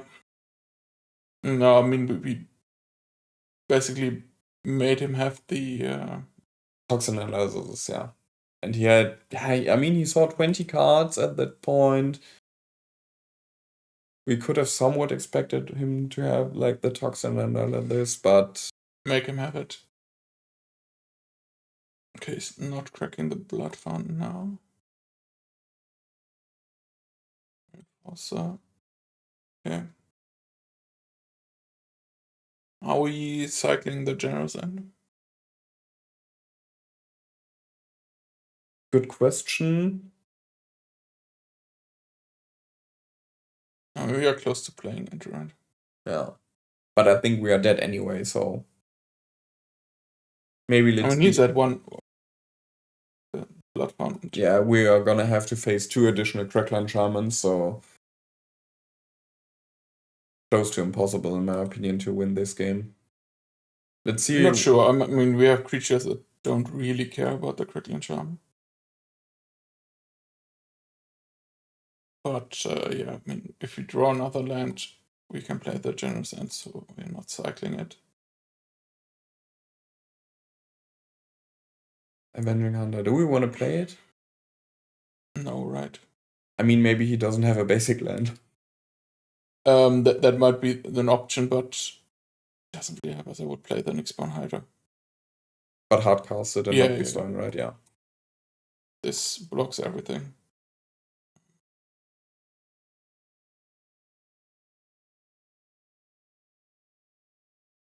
Blocks everything, and then next turn we can play the Avenging Hunter. And if he wants to crack the Crackling Charm for 5, that's fine. Does he have anything else in there? No, right? Just the Crackling Charms. Mm-hmm.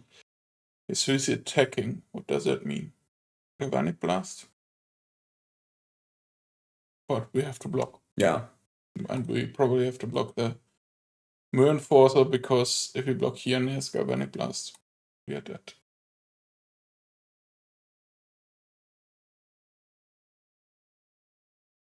Yeah. Yeah.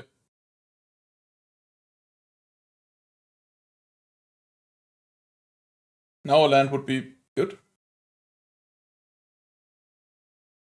And he probably now cracks this one, plays the Mernforcer for free, and then we are probably dead anyways.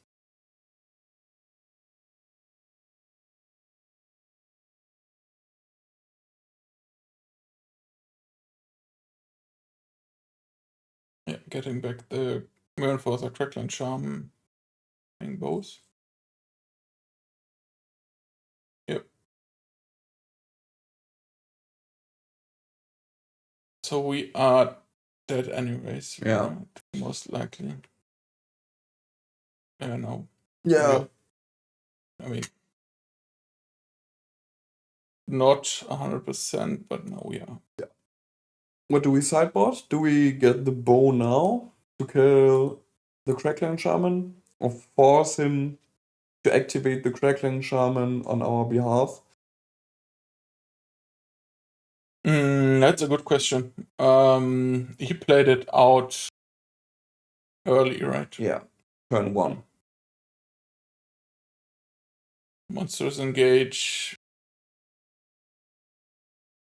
I mean, it's basically only for the Crackling Charm, and don't really care about the refurbished familiar, right? So not sure. You want to bring them in? Yeah, but what are we cutting in exchange? Saga Wildling? Probably. Maybe Avenging Hunters?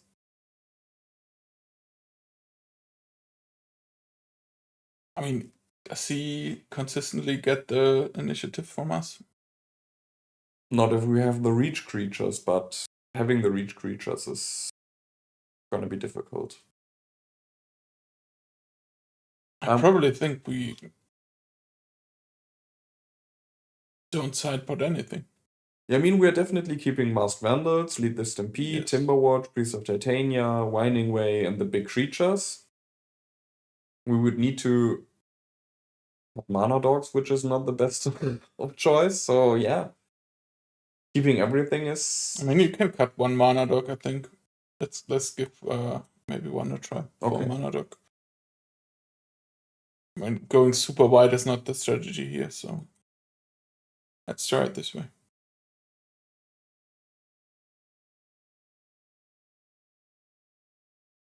But we got the wished for final the match up, right? Yeah. And this is the ultimate decider whether it's the player or the deck. And Okay. so far it looks like the player. Yeah. Definitely keepable hand. Yeah, we have the dream combination. Yes. Turn 1, cycle and turn 2, exile his bridge. And we're going for this, right? We're not playing a Mana Dog. Absolutely. We're gonna ruin his day.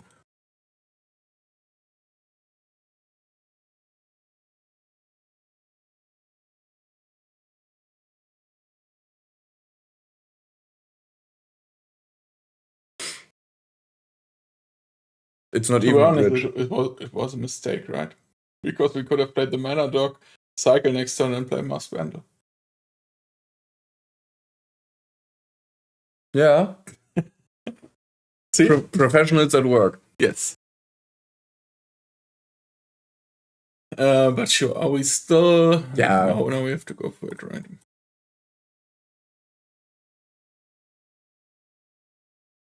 Bridge would have been nicer. Yeah, and he cracks Spellbomb in response. Okay. So we basically traded the Spellbomb for ability to do that. Another Masked Vandal. I mean, they will come in handy at some point, right? Yeah. Play the Priest.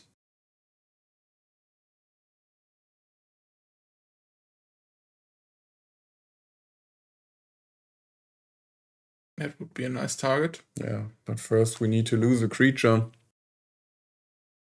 Another end. Oh, Hydra. Yeah, play the 2. I mean, we just commit to the board, right? Yeah, 2 elves, Winding Way. Let's see what happens. I mean, or do we want to Hydra on the Priest? I mean, it would be bestowing for 1 counter. Yeah, that doesn't make sense. I would rather have another mana dog. You're really good with those. Yeah.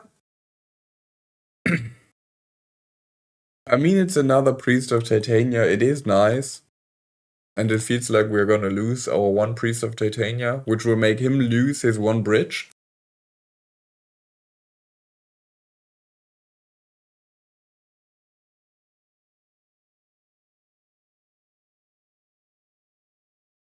That's good. We can discard. Priest. Yeah, let's discard the Priest. Will cost him his red mana.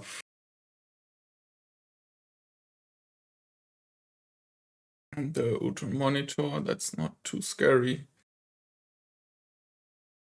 Draw a card, lead the Stampede. Okay, so we start with a Masked Vandal, right?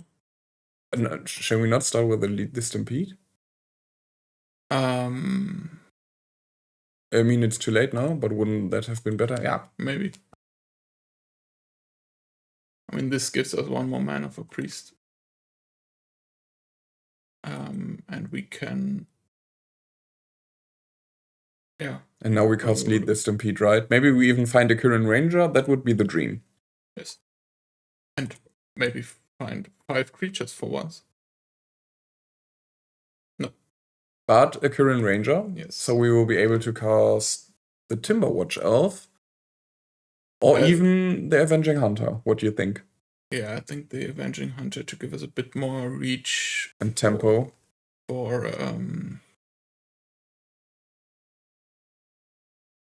yeah, against the Crackling Charm, right? Mm. And we also could cast both if we want to, right? 5, yeah. Should we just go for it? Yeah, let's get it.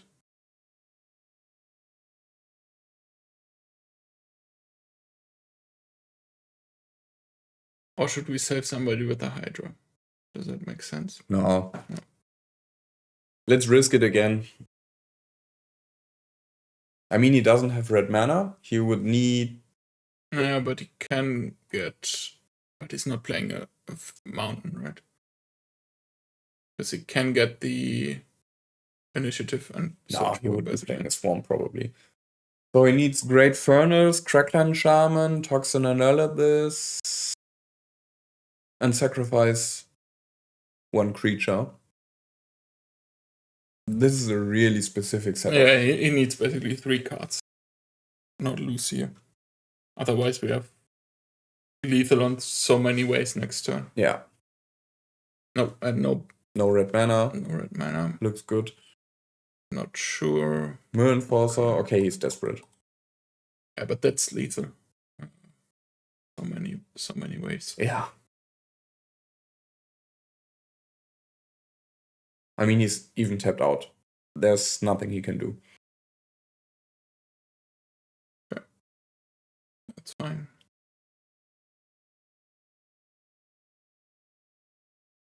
Sure. This is preventing us from getting 2 counters. That's fine. Yeah, but we're just bestowing the Hydra on the Avenging Hunter for as much mana as possible, and there's plenty of mana we can find. Even on the Kirin Ranger. Yeah. That also helps. We Probably don't even need the Hydra now. Yeah. Let's do it anyway. Let's cast it for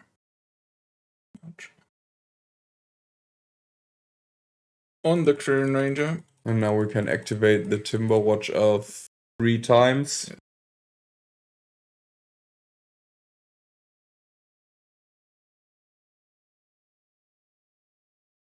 For some reason, every time we fuck up in the early game or at some point, we win the game. Yeah. if we don't, we don't. I mean, to be honest, it probably speaks for the deck. Yeah. Because if I'm gonna watch the VOD of us playing the deck, I'll probably lose my mind looking at our misplays. Yeah. And yet, we won 2 matches, 1-1 against Grixis Affinity. Yeah. Do we keep the longbow? I mean, it's still good against the Shaman, so Sure. Why not try it? Ship it. And here we saw what the finalist or winner from the Paupergeddon probably meant. If the opponent doesn't have the Shaman, we have free reign on the board, and there's hardly anything he can do. And this hand we're gonna keep, aren't we? Yeah. Yeah. Not the fastest hand, but a lot of reach here. Yeah. So he's down to 6. Red mana. Starting with the bridge. We start with a Finland Elves. Your favorite. Yeah. And my favorite draw next turn would probably be the Generous End. Yeah. Not making the same mistake we did last time. But he would have done the same with the spell bombs. Yeah.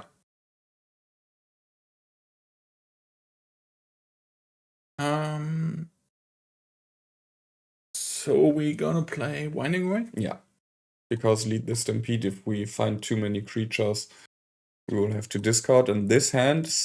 Oh, we found 3 this turn. That's good. I don't want to discard anything. Yep. Play Fintorn Elves and pass.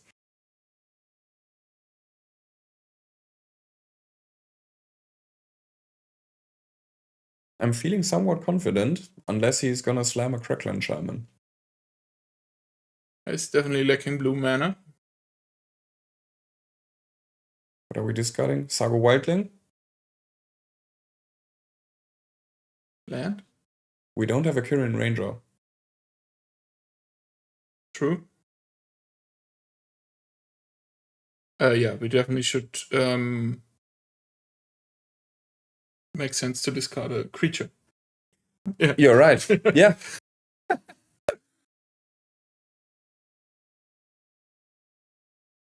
Okay, we found another land. But I would suggest we... Start with Winding Way? Yeah.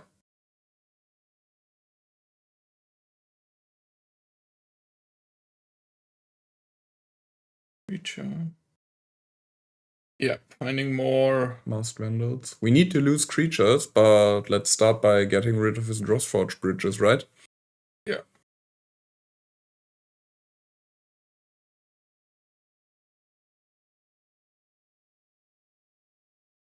And let's try to attack for 1. Maybe he even blocks. Then we will be able to sponsor another land of his. Yeah, Reckoner's Bargain, that's completely fine. Then we still have the creature in the graveyard. Ah, that's perfect. I wouldn't attack here. Do we want to trade?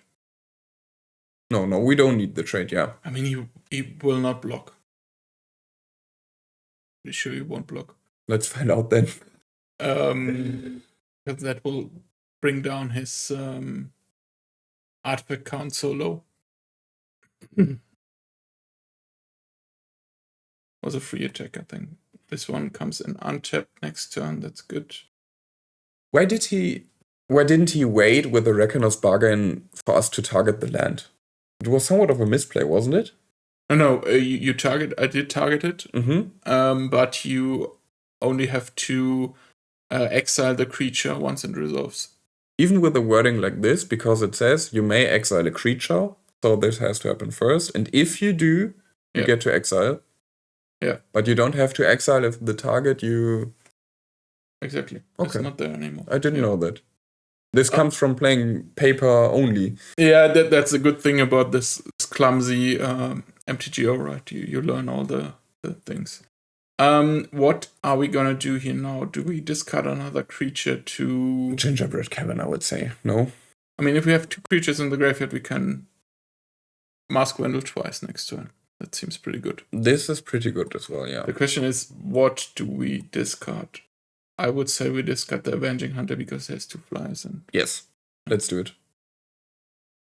and this is a nice combo of the Priest of Titania and Nyxborn Hydra. Yeah, and with Lead the Stampede, I expect to find some more creatures. What are we gonna discard this time? Cabin? Cabin. Yeah. Yeah. We don't need the food token. We have enough forests. You will not be able to play a shaman to keep us from having access to more than 3 mana next turn. I mean, he puts us on a bit of a clock, right? With now 6 damage in the air. Yeah, but if we pull through with our plan of putting him back to 1 land with only black mana, we will have free reign. Yeah. So we start off with the first Vandal targeting red mana. 2 creatures here.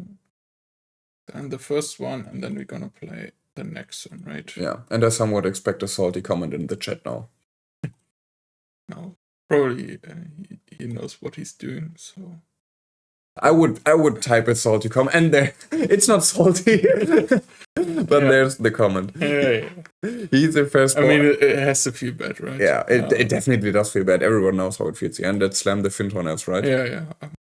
Check with the Vandal. I mean, he takes it with a smile, hopefully. I mean, he could not have expected us to have 3 masked Vandals, so I don't think he did anything wrong. Good card. Yeah. But yeah, still we are facing a 3-turn clock here, so we need to put pressure on the board as well. Yeah, but even if it's suboptimal, if we put the Nyxborn Hydra down next turn, obviously for not too much mana, we will have a blocker.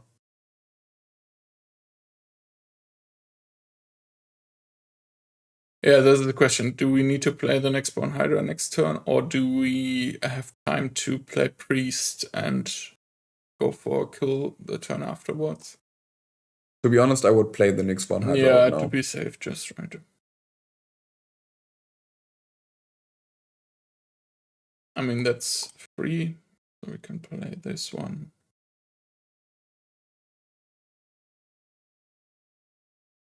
Should we bestow? And we can untap to block 1 in response. Yeah, I would do that. And shall we not fully commit and play the Priest as well this turn? Obviously, it's gonna have 2 less counters, but we will be able to have a huge turn with Lead the Stampede and cast Edgemar as much as possible of it next turn. Yeah, that really makes us depend on. Yeah, but that's fine. Let's play the Priest and then bestow for 3 on one of the Mask Vandals.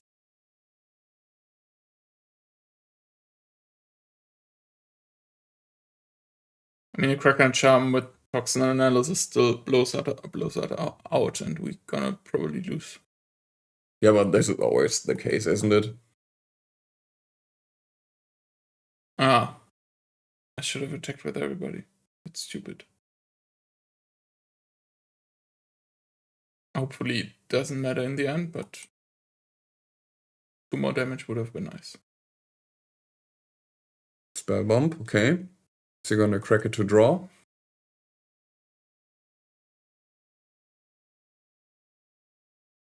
Yeah, he does.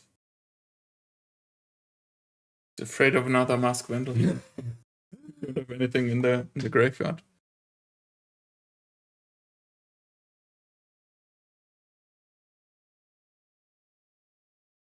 Yeah, let's eat one.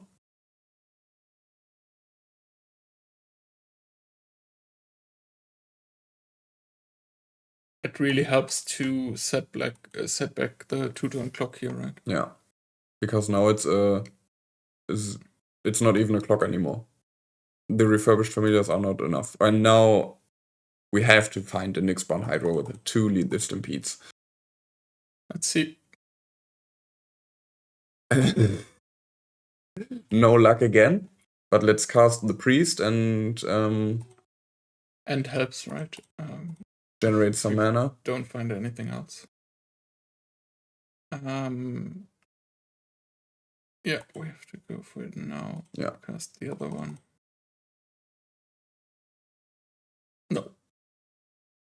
No Hydra, which is sad, but... And not even a Timberwatch. Question is... Let's play an end. Yeah, how do we... Or let's even play 2 ends. Yeah. We play the Avenging Hunter. Or shall we keep... I mean, if he has cracked Toxin Analysis, we won't be able to cast any of our hand if we cast everything now. So I would say we leave it as is. Yes. Attack with the Mask Vandal with the Hydra and the other creatures. And then if he nukes our board, we will be able to play Fintorn as Priest of Titania, and in the following turn, Avenging Hunter or Generous End.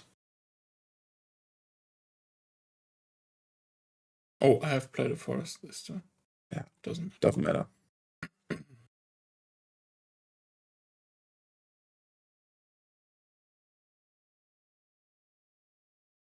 Yeah, still needs the combination of Crackdown Charm and Toxin Analysis.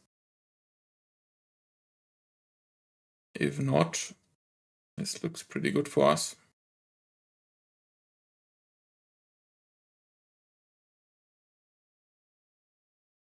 Is Reckoner's Bargain enough to save him? I don't think so. We are just attacking with everything, right? Yeah.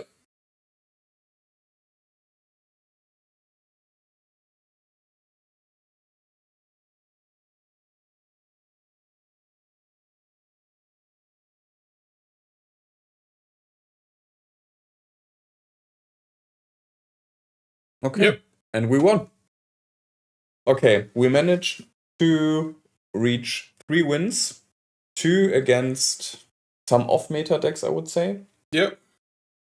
And one against the other big winner, I'd say, of the Paupergeddon. Repeating the finals, winning against Grixis Affinity. And it didn't feel too bad, right? Yeah, I mean, it's safe to say we did plenty of misplays and plenty of suboptimal plays, and yet we managed to reach quite a nice result. It speaks for the deck, speaks for the current meta of the deck. And I think if you would have put a better pilot behind the desk. Yeah, I mean, against Red Madness is always tough. And against Dimir Terror, it's also tough, I think, but more closer. But what we can definitely say that this deck doesn't auto-win, right? It was a good showing of Andrea in the Paupergeddon.